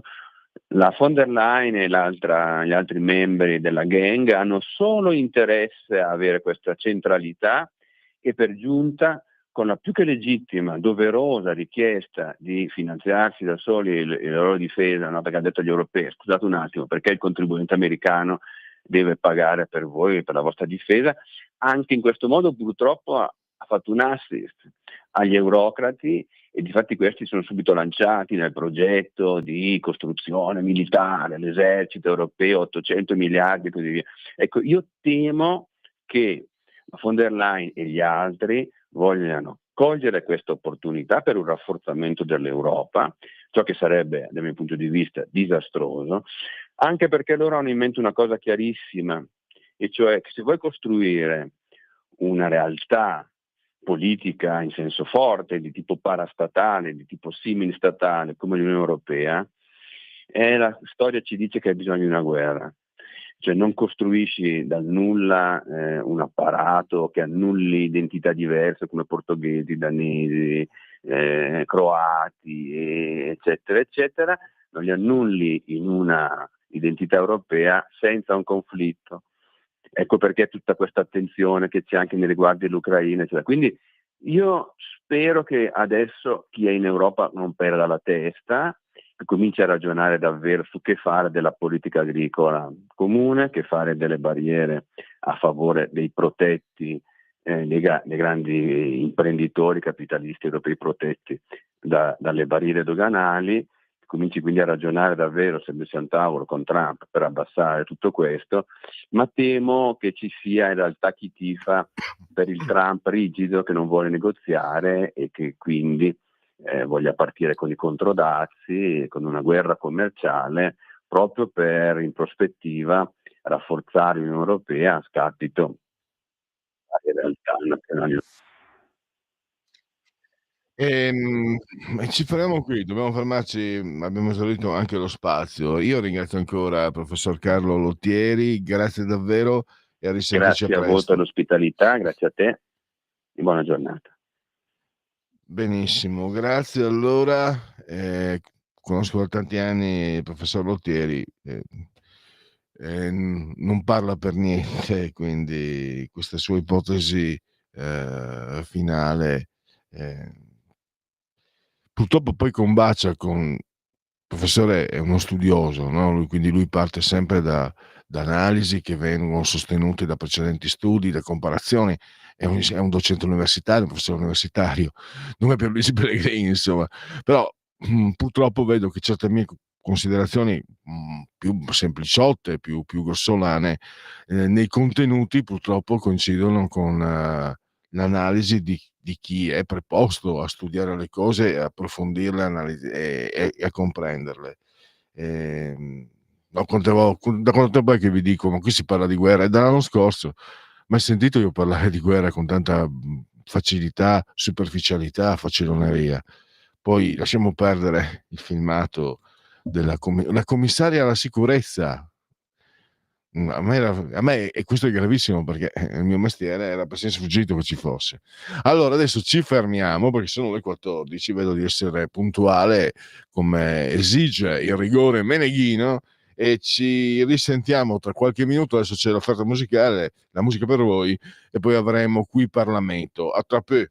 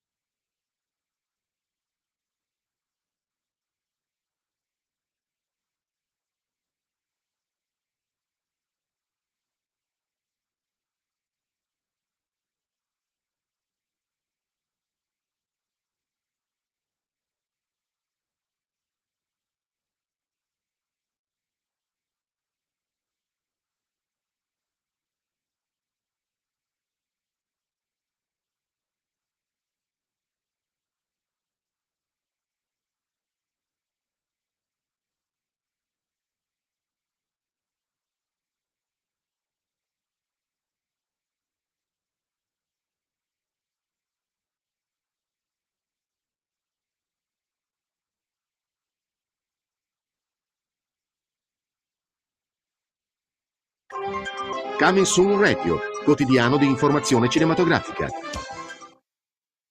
È un comune operaio di un cantiere edile, ma quando la figlia del suo capo viene rapita, dovrà utilizzare tutte le sue abilità da ex marine. Jason Statham torna al cinema il 10 aprile per sconfiggere una pericolosa organizzazione criminale. Dal regista di Suicide Squad e The Beekeeper è Working Man. Dal 10 aprile al cinema. Quando ero bambina, mia madre mi ha insegnato a fischiare, perché quando fischi è il cuore che canta. Provate a fischiettare, cantate un po' di più. Specchio servo delle mie brame, chi è la più bella del rame? Biancaneve. Disney presenta. Trovate Biancaneve. Ci divertiremo tanto! Ho avuto lo stesso pensiero. Qualunque sia A marzo, la scelta in mano mia, e quella poi la fiaba si rivela. più amata di sempre sta arrivando. Da che parte devo andare? Disney Biancaneve, dal 20 marzo, solo al cinema. Arriva al cinema il nuovo documentario su Pino Daniele, uno dei più amati maestri della musica italiana. La vittoria di un popolo e di un sud che si fa valere. Con 31 canzoni originali e un inedito. Pino, diretto da Francesco Lettieri. Evento speciale al cinema, 31 marzo, 1 e 2 aprile. Il premio Oscar Robert De Niro Hai preso una strada molto pericolosa. interpreta il duplice ruolo di Frank Costello e Vito Genovese, Ma perché non abbiamo mai prese prima? diretto da Barry Levinson, Che è successo? dai creatori di Quei bravi ragazzi, Bugsy e The Irishman, Ho chiuso. di Alton Heights, I due volti del crimine, dal 20 marzo al cinema. Eccoci, eccoci. Diamo le carte di Qui Parlamento, diamo anche le carte dei vostri interventi, vediamo. Allora. Per concludere ancora un intervento di Manzoni, per concludere sia zona B che zona A furono svendute e regalate a Tito grazie all'ignavia di Andreotti. Ci fosse stato ancora De Gasperi sarebbe andata diversamente. La percentuale di italiani lì sta a dimostrarlo, stessi italiani che da profughi fuggirono in Italia e vennero trattati da traditori e presi a secchiate di M. E poi ecco che a pochi giorni dalle elezioni a Monfalcone, uno dei baluardi islamici italiani per eccellenza si candida a sindaco Buconate, proprio con il simbolo d'Italia plurale.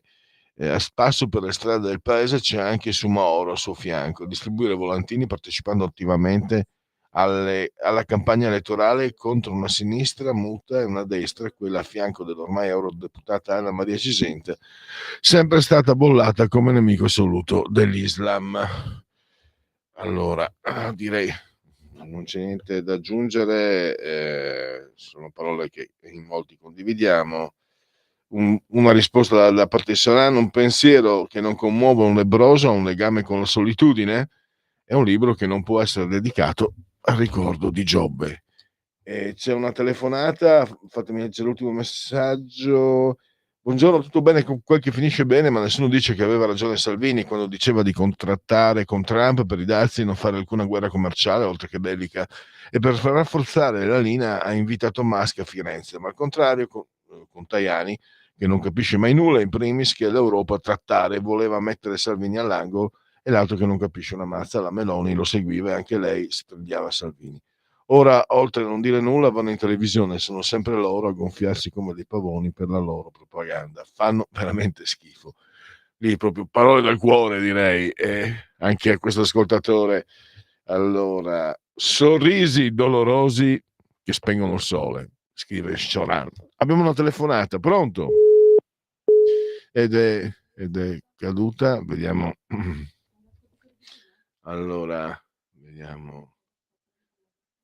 Adesso arriva pronto? Pronto? Sì, prego. Vi faccio una battuta un po' maliziosa, ma lei è uomo di spirito, non se la prenderà. Quindi è uomo di sport, giusto? Beh, sì. L'Inter ha vinto contro la primavera del Bayern Monaco, insomma. Non la credo una grande impresa, insomma, una squadra senza 8 titolari. Vabbè, comunque c'è una battutina perfida. Mario, io in ogni caso aspetto mercoledì, non ho venduto la pelle dell'orso, io aspetto mercoledì perché mi aspetto No, perché vedo un'enfasi, un'esaltazione, viva l'Italia. Io l'Italia la tirerei, una squadra la tirerei per cose più importanti che per delle partite di calcio, ecco. Però ho visto, insomma, una squadra come Bayern Monaco, che è una squadra primavera, insomma, contro i ragazzini della primavera siamo capaci di tutti di vincere, insomma, però ho visto un'enfasi. Vabbè, contenti loro, contenti tutti, per carità di Dio.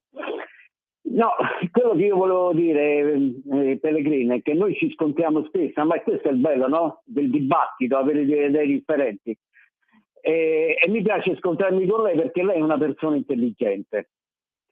io, vede, lei ha fatto prima un'esaltazione degli emiliani romagnoli, no? Giusto? Degli artisti che vengono da quella parte. Ah sì, Esatto? sì, musicisti. Ecco, vede, io ho un'idea degli emiliano romagnoli e la stessa cosa di cui penso dei francesi, ecco. Cioè, per me è una popolazione è una popolazione che vale meno di zero, è una popolazione che c'era tutta la classe dirigente compromessa col fascismo, va bene, tutti i capi erano emiliano romagnoli e poi hanno cambiato, alla fine della guerra hanno tolto la camicia nera e si sono messi quella rossa, e da 75 anni, nemmeno l'Unione Sovietica, governa lo stesso partito. Quindi io ho un'idea che quella gente, come ho detto altre volte, che ha fatto un uso eccessivo di carne di maiale, che gli ha completamente bruciato le cellule cerebrali. Quindi quella gente, siamo comunisti, siamo figli di comunisti, siamo tutti quanti comunisti, vero? Sono andati 4 volte sott'acqua, la gente non riesce più a vivere, hanno perso miliardi e miliardi di euro, alle stesse elezioni hanno dato proprio un plebiscito bulgaro sempre per la sinistra. Quindi per me la gente è meno del zero, ecco, non vale niente come zero. Di quegli artisti di cui ha parlato non me ne piace neanche uno. Bravi nelle canzonette e qualche rock and roll un po' represso e frustrato sinistroide alla Olindo Ferretti. Tutto qua, mi dispiace dargli queste brutte notizie, ma questo è quello che penso degli emiliani romagnoli, per non parlare poi dei toscani Rodomonti e Cialtroni, mio nonno era partigiano, sono un comunista, capito? Quelle sono popolazioni da 75 anni governate dallo stesso paese, sono irrecuperabili al buonsenso e alla democrazia. Ecco, questo è il mio parere, e lo so che è differente da suo, ma penso che sia rispettabile come il suo. Grazie. Va bene, non insultiamoci tra di noi, e Mario dovrebbe tener conto che comunque persone che votano no, facciamo allora le intemerate piacciono anche a me e va bene perché sono il sale, e quindi se una persona ha il sense of humor non se la prende, perché comunque è un'intemerata che prende spunto da considerazioni anche politiche reali, quella sul fatto che continua a vincere la sinistra. Abbiamo visto andare sotto acqua quello che è successo, come è gestita. Vediamo quello che combina l'attuale Lepore, mi sembra si chiami, ora quello di prima, Lepore, il sindaco di Bologna. Quindi su questo c'è anche un versante politico sul quale si può convenire. Io però faccio un discorso diverso, ricordo a Mario che comunque persone che non votano a sinistra ce ne sono, e sono anche tante, e quindi non si può fare di tutta un'erba un fascio. E poi mi interrogherei, perché forse la risposta forse è un pochino troppo semplice, quella di dire che le persone sono sbagliate perché votano sempre a sinistra, nonostante. Io mi faccio anche un'altra, è una considerazione che ci sta tutta, non la contesto, però faccio un'altra considerazione. Se gli emiliano romagnoli fossero così tonti da continuare a votare per chi li sta amministrando male, probabilmente l'Emilia Romagna dovrebbe essere in rovina, dovremmo vedere le macerie, le persone morte per strada perché non sanno neanche allacciarsi le scarpe, inciampano e battono la testa per terra e muoiono. Non mi risulta sia così. Allora forse bisogna che chi offre una proposta politica alternativa al centro-sinistra e alla sinistra cominci a farsi delle domande e a chiedersi, a cercare un'offerta che possa essere competitiva con quella di sinistra. Questo è un discorso così quasi ecumenico. Poi c'è anche un altro fatto, e questo arrivo al dunque. Non sono stupidi gli emiliano romagnoli nei toscani, semplicemente c'è una ragnatela di potere per cui i posti di lavoro, gli scambi eccetera dipendono tutti da quella parte politica lì, basta. Questo è un discorso, questo è un punto. Infatti quanto la Lega, Mario è probabilmente leghista anche per questo, mi viene da pensare, ci aveva provato far pagare le tasse anche alle coop. Le coop non sono più quelle che erano nate come erano nate negli anni 60, primi anni 70. Le coop sono dei supermercati come tutti gli altri, ma non pagano le tasse. Questo è competizione illegale, cioè illegale, sbagliata, insomma. Vabbè, e cosa parlo a fare? Vi faccio parlare un politico adesso, perché non è compito mio parlare. Ogni tanto mi faccio prendere da questo microfono tentacolare. Abbiamo qui Parlamento, grazie a Sveva abbiamo Stefano Candiani, ci parlerà Sveva, me l'hai detto, ma non...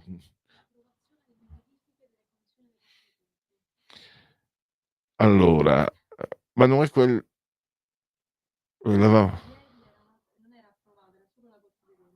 Ah, perfetto. Beh, quindi allora Stefano Candiani, Corte dei Conti 2, La vendetta. Qui Parlamento.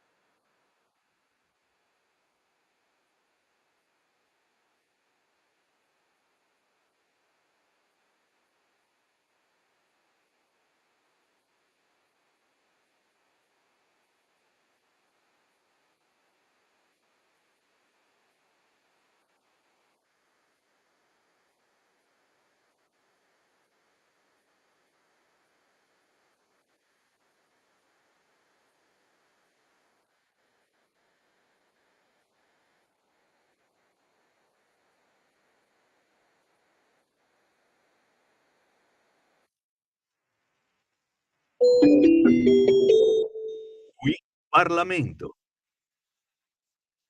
Allora, abbiamo sentito Stefano Candiani e vediamo aggiornamenti, sempre l'UE che sospende 90 giorni i sussidi. Se vi interessa, avevo aperto qui sul Corriere, il tribunale Francesca Michelon e la figlia di Stefano Dorazio ha annullato il testamento del batterista dei Pooh in favore della moglie. E le cose possono peggiorare, i senatori l'ansia alle 18 ore che hanno convinto Trump. Non era una strategia pensata dall'inizio, questa è l'apertura del Corriere. Facciamo 2 minuti di pausa musicale, poi andiamo a chiudere questa slot con Segui la Lega.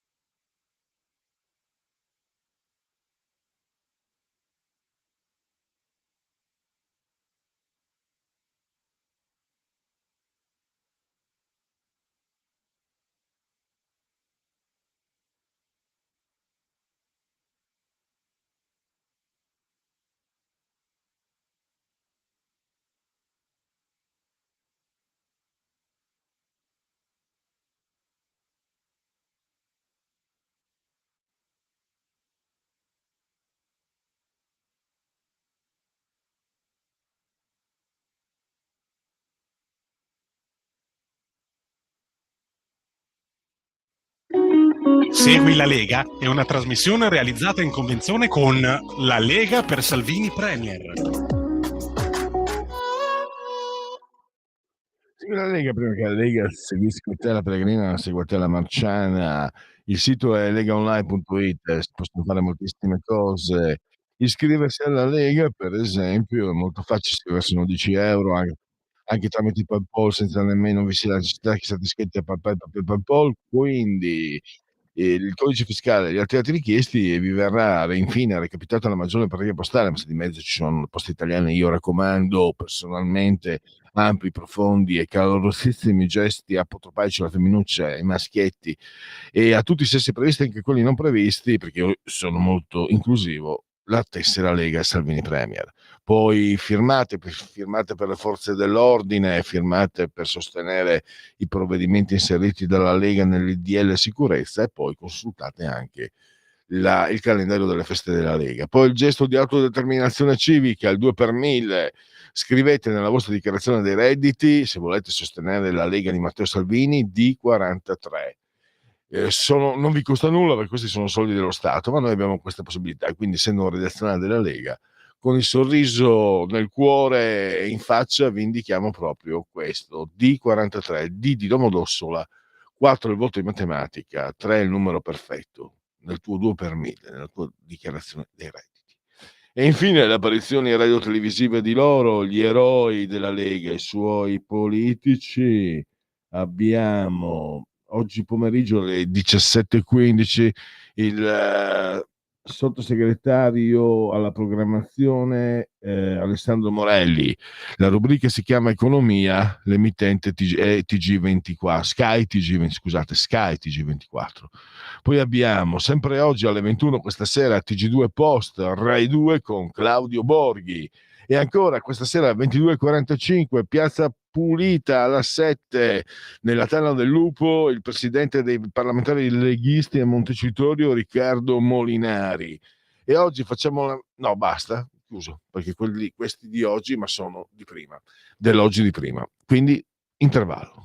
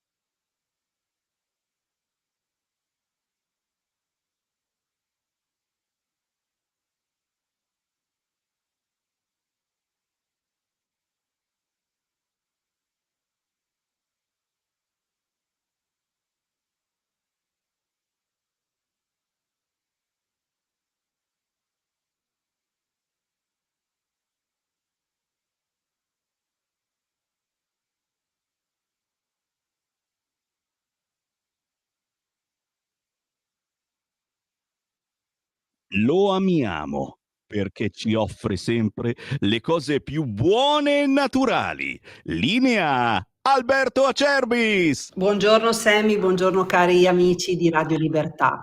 Oggi voglio parlarvi del nostro sciroppo alla bava di lumaca Bronco Free. A che cosa serve Bronco Free? Serve per tutti i processi alterati delle vie respiratorie. Avete presente quando abbiamo quel senso di pesantezza sullo stomaco, quando sentiamo che abbiamo la tosse secca, oppure quando abbiamo quella fastidiosissima tosse grassa che non ci fa dormire la notte e il nostro medico ci prescrive un mucolitico. Ecco, Bronco Free è un mucolitico perché contiene appunto la bava di lumaca, gli enzimi litici che aiutano proprio a fluidificare il catarro, favorirne l'espettorazione e riuscire veramente a uscire molto più facilmente da tutte le problematiche respiratorie che noi abbiamo, soprattutto in questa stagione. Mi rivolgo anche a chi è fumatore e quindi deve convivere tutto l'anno con la tosse. Bronco Free è la soluzione ai vostri problemi. Io oggi voglio farvi un'offerta straordinaria. Bronco Free potete provarne anche solo un flacone, 24 euro. In questo caso ci sono le spese di trasporto, ma la grande offerta oggi per voi è questa. 3 flaconi di Bronco Free a 59 euro. E se dite ascolto Radio Libertà, voi non pagate la spesa di trasporto. E se aggiungete dicendo ho sentito la pubblicità che ha fatto Miriam stamattina in radio, avete anche un omaggio da parte mia. È davvero Bronco Free la soluzione a tutte le problematiche respiratorie? Pensiamo anche ai nostri bambini, i nostri nipotini, li accompagniamo a scuola e il giorno dopo tornano, sono già pieni di tosse, pieni di raffreddore. Ecco, in tutte queste situazioni Bronco Free. All'interno trovate un bugiardino per capire bene come si utilizza. Vi ricordo che è senza glutine e senza lattosio. Come fare per prenotarlo? 030 68 40 408, ripeto 030 68 40 408. Vi aspetto, ciao a tutti. Eccoci in diretta sempre con Radio Libertà e siamo insieme al professor Luigi Curini, insegna scienze politiche, e lo leggiamo anche i suoi editoriali su Italia Oggi. E l'ultimo ci ha rivelato che io, ve l'ho detto, insisto, non mi sento anticomunista, ma emergono nel corso della vita e dell'esperienza situazioni che danno ragione a quello che sentivo dire degli anticomunisti. Una di queste è la cultura della presunta superiorità morale della sinistra nei confronti della destra, cioè chi non la pensa come come un progressista è automaticamente un malvagio immorale che quindi deve essere combattuto a qualunque costo e con ogni mezzo. Ecco, quello che era un'impressione che si poteva desumere anche tutto sommato in maniera empirica, abbastanza comunque aderente alla realtà, adesso è anche il frutto, è confermato da uno studio che si è svolto tra Stati Uniti e Regno Unito. Allora, intanto do il benvenuto, bentornato e grazie al professor Curini. Bentornato professore. Grazie mille, buongiorno a tutti. Allora, parliamo di questo studio che va a dimostrare, si può dire in termini scientifici, quella che era una percezione, ripeto, io l'ho sempre sentita da parte degli anticomunisti. Devo dire che come leghista io l'ho subita anche sulla mia pelle, questa sorta di discriminazione. Per fortuna ho abbastanza sense of humor per riderne, però sta di fatto che questo c'è, questo esiste. A lei la parola. Sì, no, questa serie di studi, appunto, come ha ricordato lei, condotti tra Stati Uniti e Gran Bretagna, mostrano sì, esattamente quello che lei sottolineava, cioè se noi guardiamo e se noi leggiamo spesso i commenti sui giornali degli opinionisti subito dopo i risultati delle elezioni, questa è una cosa che a me fa sempre riflettere. Normalmente quando vince qualche candidato, partito di sinistra, l'idea è sempre che vince in qualche modo la speranza, mentre se vince qualche politico candidato di destra, il ritornello sempre è che ha vinto l'odio oppure la paura, a differenza appunto non solo della simpatia ma anche dell'empatia, cioè del sentirsi vicino a chi soffre, che invece è tipico della sinistra. Ora, questi studi hanno cercato, tra le altre cose, proprio di toccare questo punto. Sono stati sottoposti una serie di campioni rappresentativi di cittadini americani e inglesi a cui gli si sottoponeva una situazione in cui c'era una persona che potevamo cambiare per età, per sesso, sul fatto per occupazione e se era aveva dei bambini o meno, e anche la sua posizione politica. E in questa presentazione si sottolineava attraverso un sondaggio che viene chiamato sperimentale, si sottoponeva ai rispondenti il fatto che una situazione in cui questa persona stava vivendo un momento di grande difficoltà, o per lui o per qualcuno della sua famiglia, poteva aver perso il lavoro, poteva avere problemi di salute e via dicendo, e si cercava di registrare quanto i rispondenti sentissero per l'appunto empatia, cioè vicinanza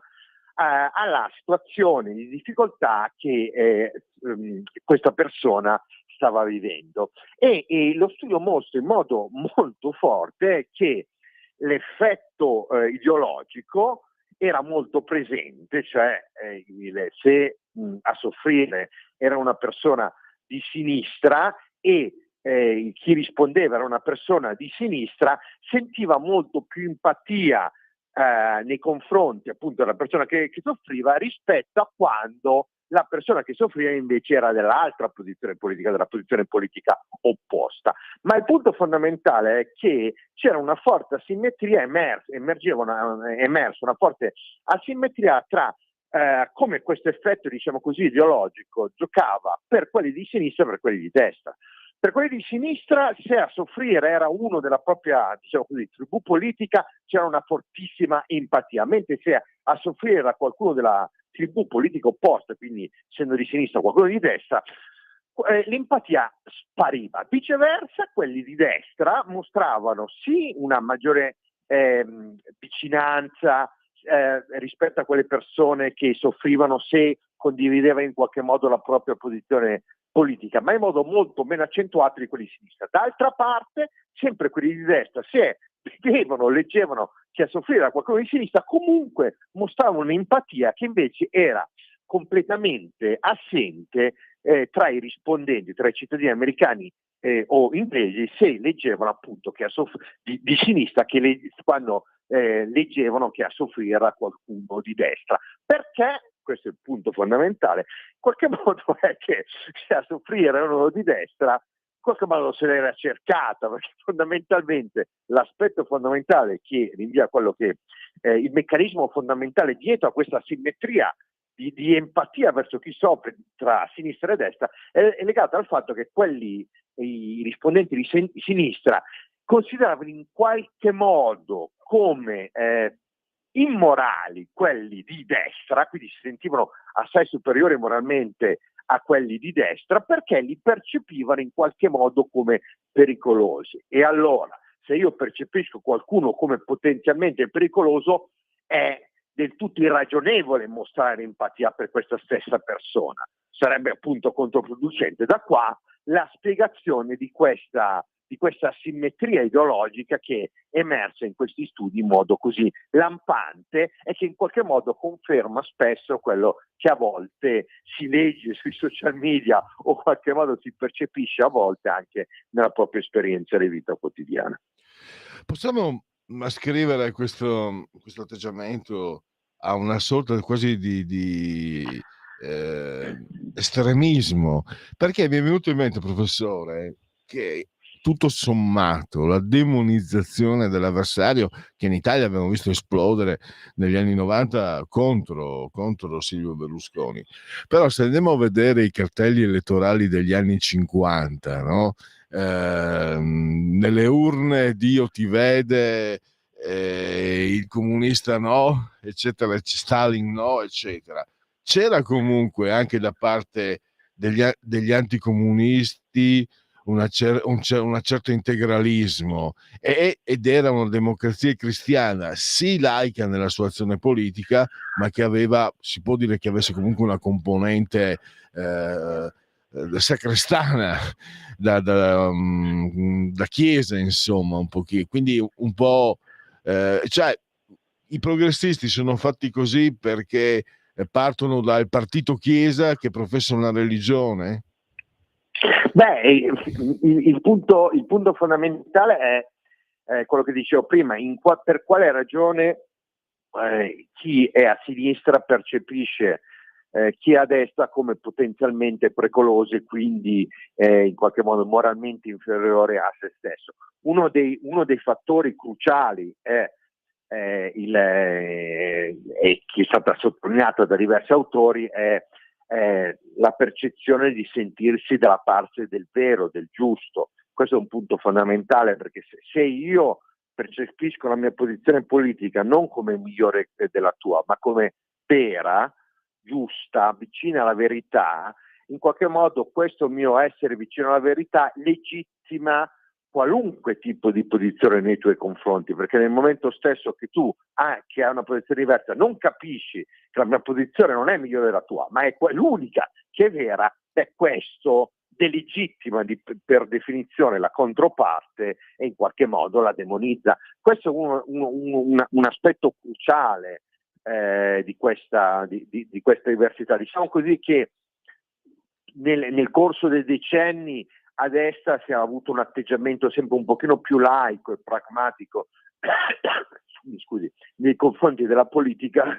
rispetto a quello che avviene a sinistra, dove invece c'è questo aspetto, diciamo così, fideistico molto più accentuato. Ma ripeto, è una esperienza che credo basta sfogliare qualche giornale o andare sui social media per vederla in qualche modo, pur travestita in altro modo, continuare a ripresentarsi. Questo è un bel problema, ed è la ragione è che l'empatia, cioè il tentativo in qualche modo di mettersi nei panni dell'altro, è un aspetto fondamentale per il buon funzionamento di una democrazia liberale. È uno dei rimedi cruciali a questa crescente, diciamo così, polarizzazione affettiva che caratterizza gli ultimi decenni della nostra democrazia, delle democrazie non solo americane o inglesi, ma anche americana e inglese, ma anche dell'Europa continentale, in cui per l'appunto c'è una chiara rifiuto di stare a sentire la controparte, perché in qualche modo siamo coinvolti in questa lotta tribale in cui il compromesso è assente.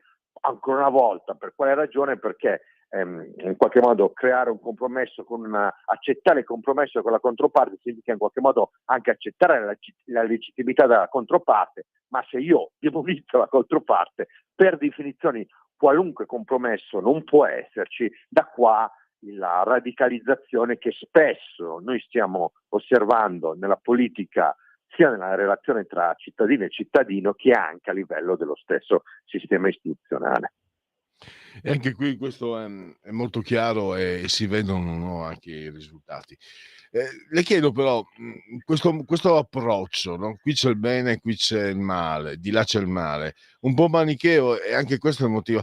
Ecco, trova più terreno fertile tra i giovani. Un giovane, ricordandomi i lontani tempi in cui lo sono stato, ha bisogno anche di una di chiarezza, no? Avere i buoni da una parte e i cattivi dall'altra. Dicevo, un po' di manicheismo è necessario al giovane per trovare il suo perimetro.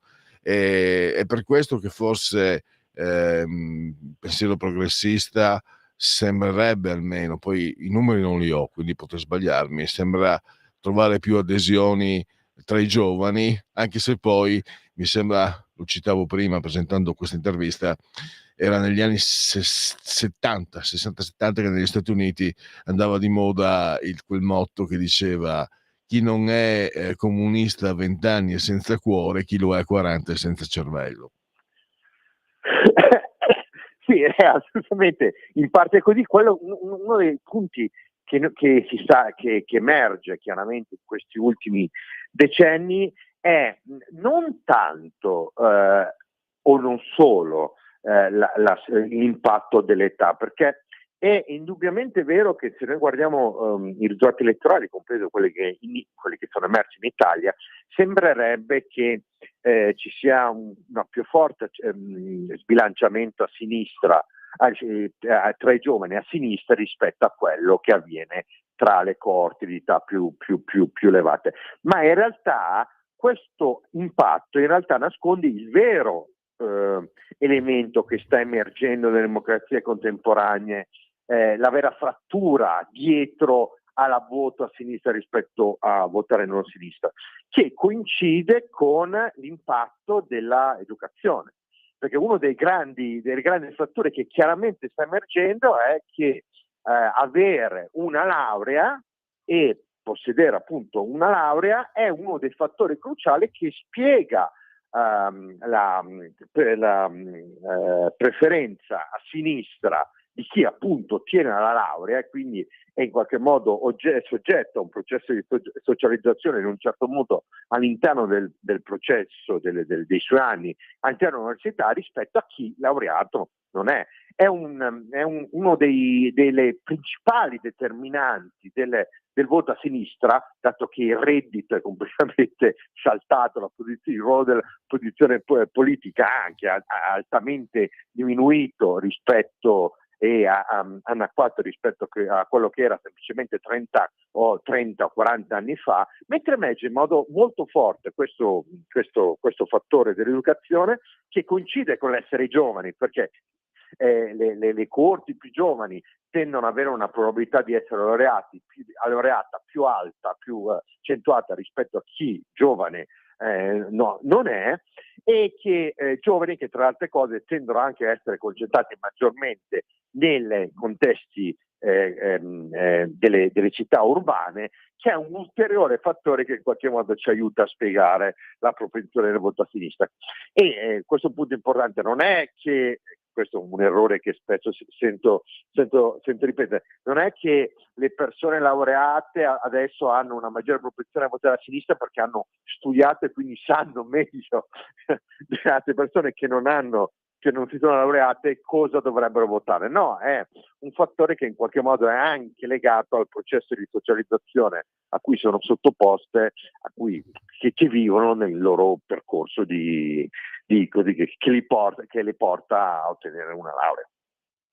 Infine, la lascio se impegno, professore, non c'entra, però io non ho potuto mettere, ho preparato per la sinossi di questa intervista, una frase di un filosofo e scrittore francese comunista che personalmente amo tantissimo, anche se magari non lo condivido, Jean-Paul Sartre, che disse: l'inferno sono gli altri. Non è il senso di ciò di cui stiamo parlando, però che lo abbia scritto un comunista, l'inferno sono gli altri, certo, è molto distante se stiamo parlando dell'esistenzialismo, eccetera, però sta di fatto che lui ha indicato nell'altro l'inferno.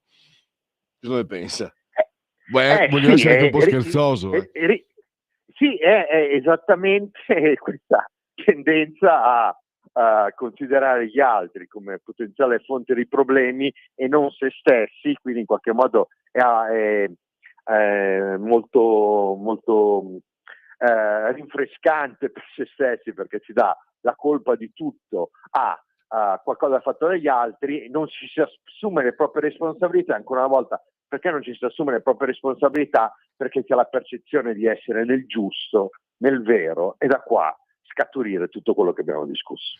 E chiudo, mi permetto, non sono di sinistra, ma non è detto che debba essere per forza ignorante, con un'altra citazione colta, quello che credo sia stato uno dei più grandi, per me uno dei più grandi geni dell'umanità, Carl Gustav Jung, che ha detto: tutto ciò che ci irrita negli altri può aiutarci a capire noi stessi. Sì. Questo è la vera intelligenza, cioè capire chiaramente i propri limiti e aprirsi all'esperienza altrui, anche se questa esperienza altrui magari hanno dei connotati ideologici a sé abbastanza distanti. Questo è il vero segno di intelligenza, ahimè un segno che non troviamo, oramai non più molto diffuso nella società in cui viviamo. Purtroppo. Allora, io ringrazio ancora il professor Luigi Curini, lo leggiamo spesso su Italia Oggi, lui è docente di scienze politiche. Professore, la ringrazio davvero e a risentirci presto. Assolutamente, grazie mille, arrivederci.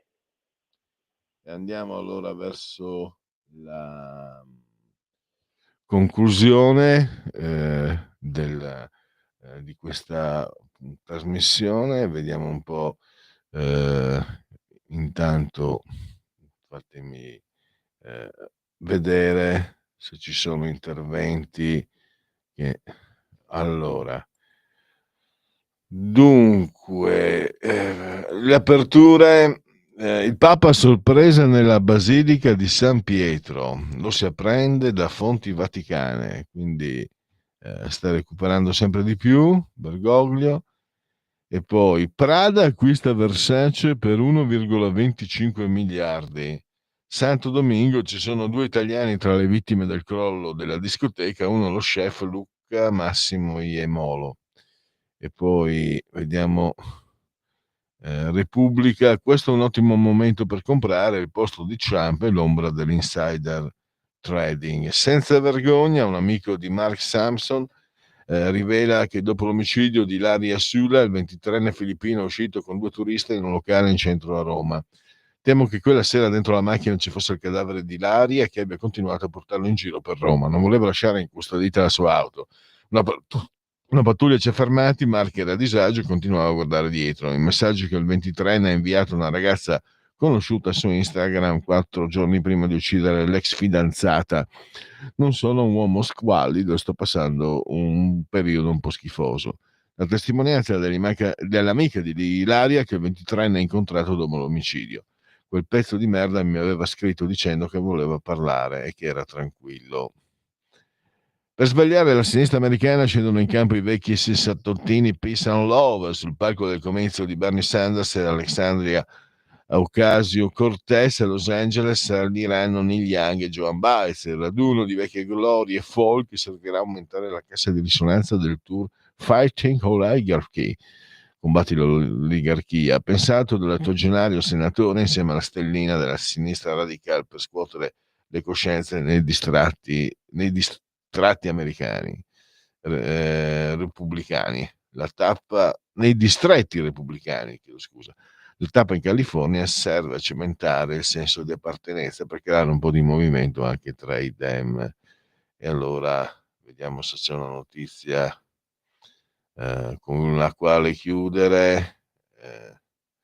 Pace fatta, l'Unione Europea ha sospeso i controdazi approvati ieri sulla merce americana per un valore di 21 miliardi di euro che sarebbero dovuti entrare in vigore dal 15 aprile. E quindi fermiamoci con questa che comunque è una notizia positiva e ringrazio Sveva meravigliosamente anche oggi sulla tolla di regia tecnica e grazie a tutti voi per aver scelto anche oggi Radio Libertà.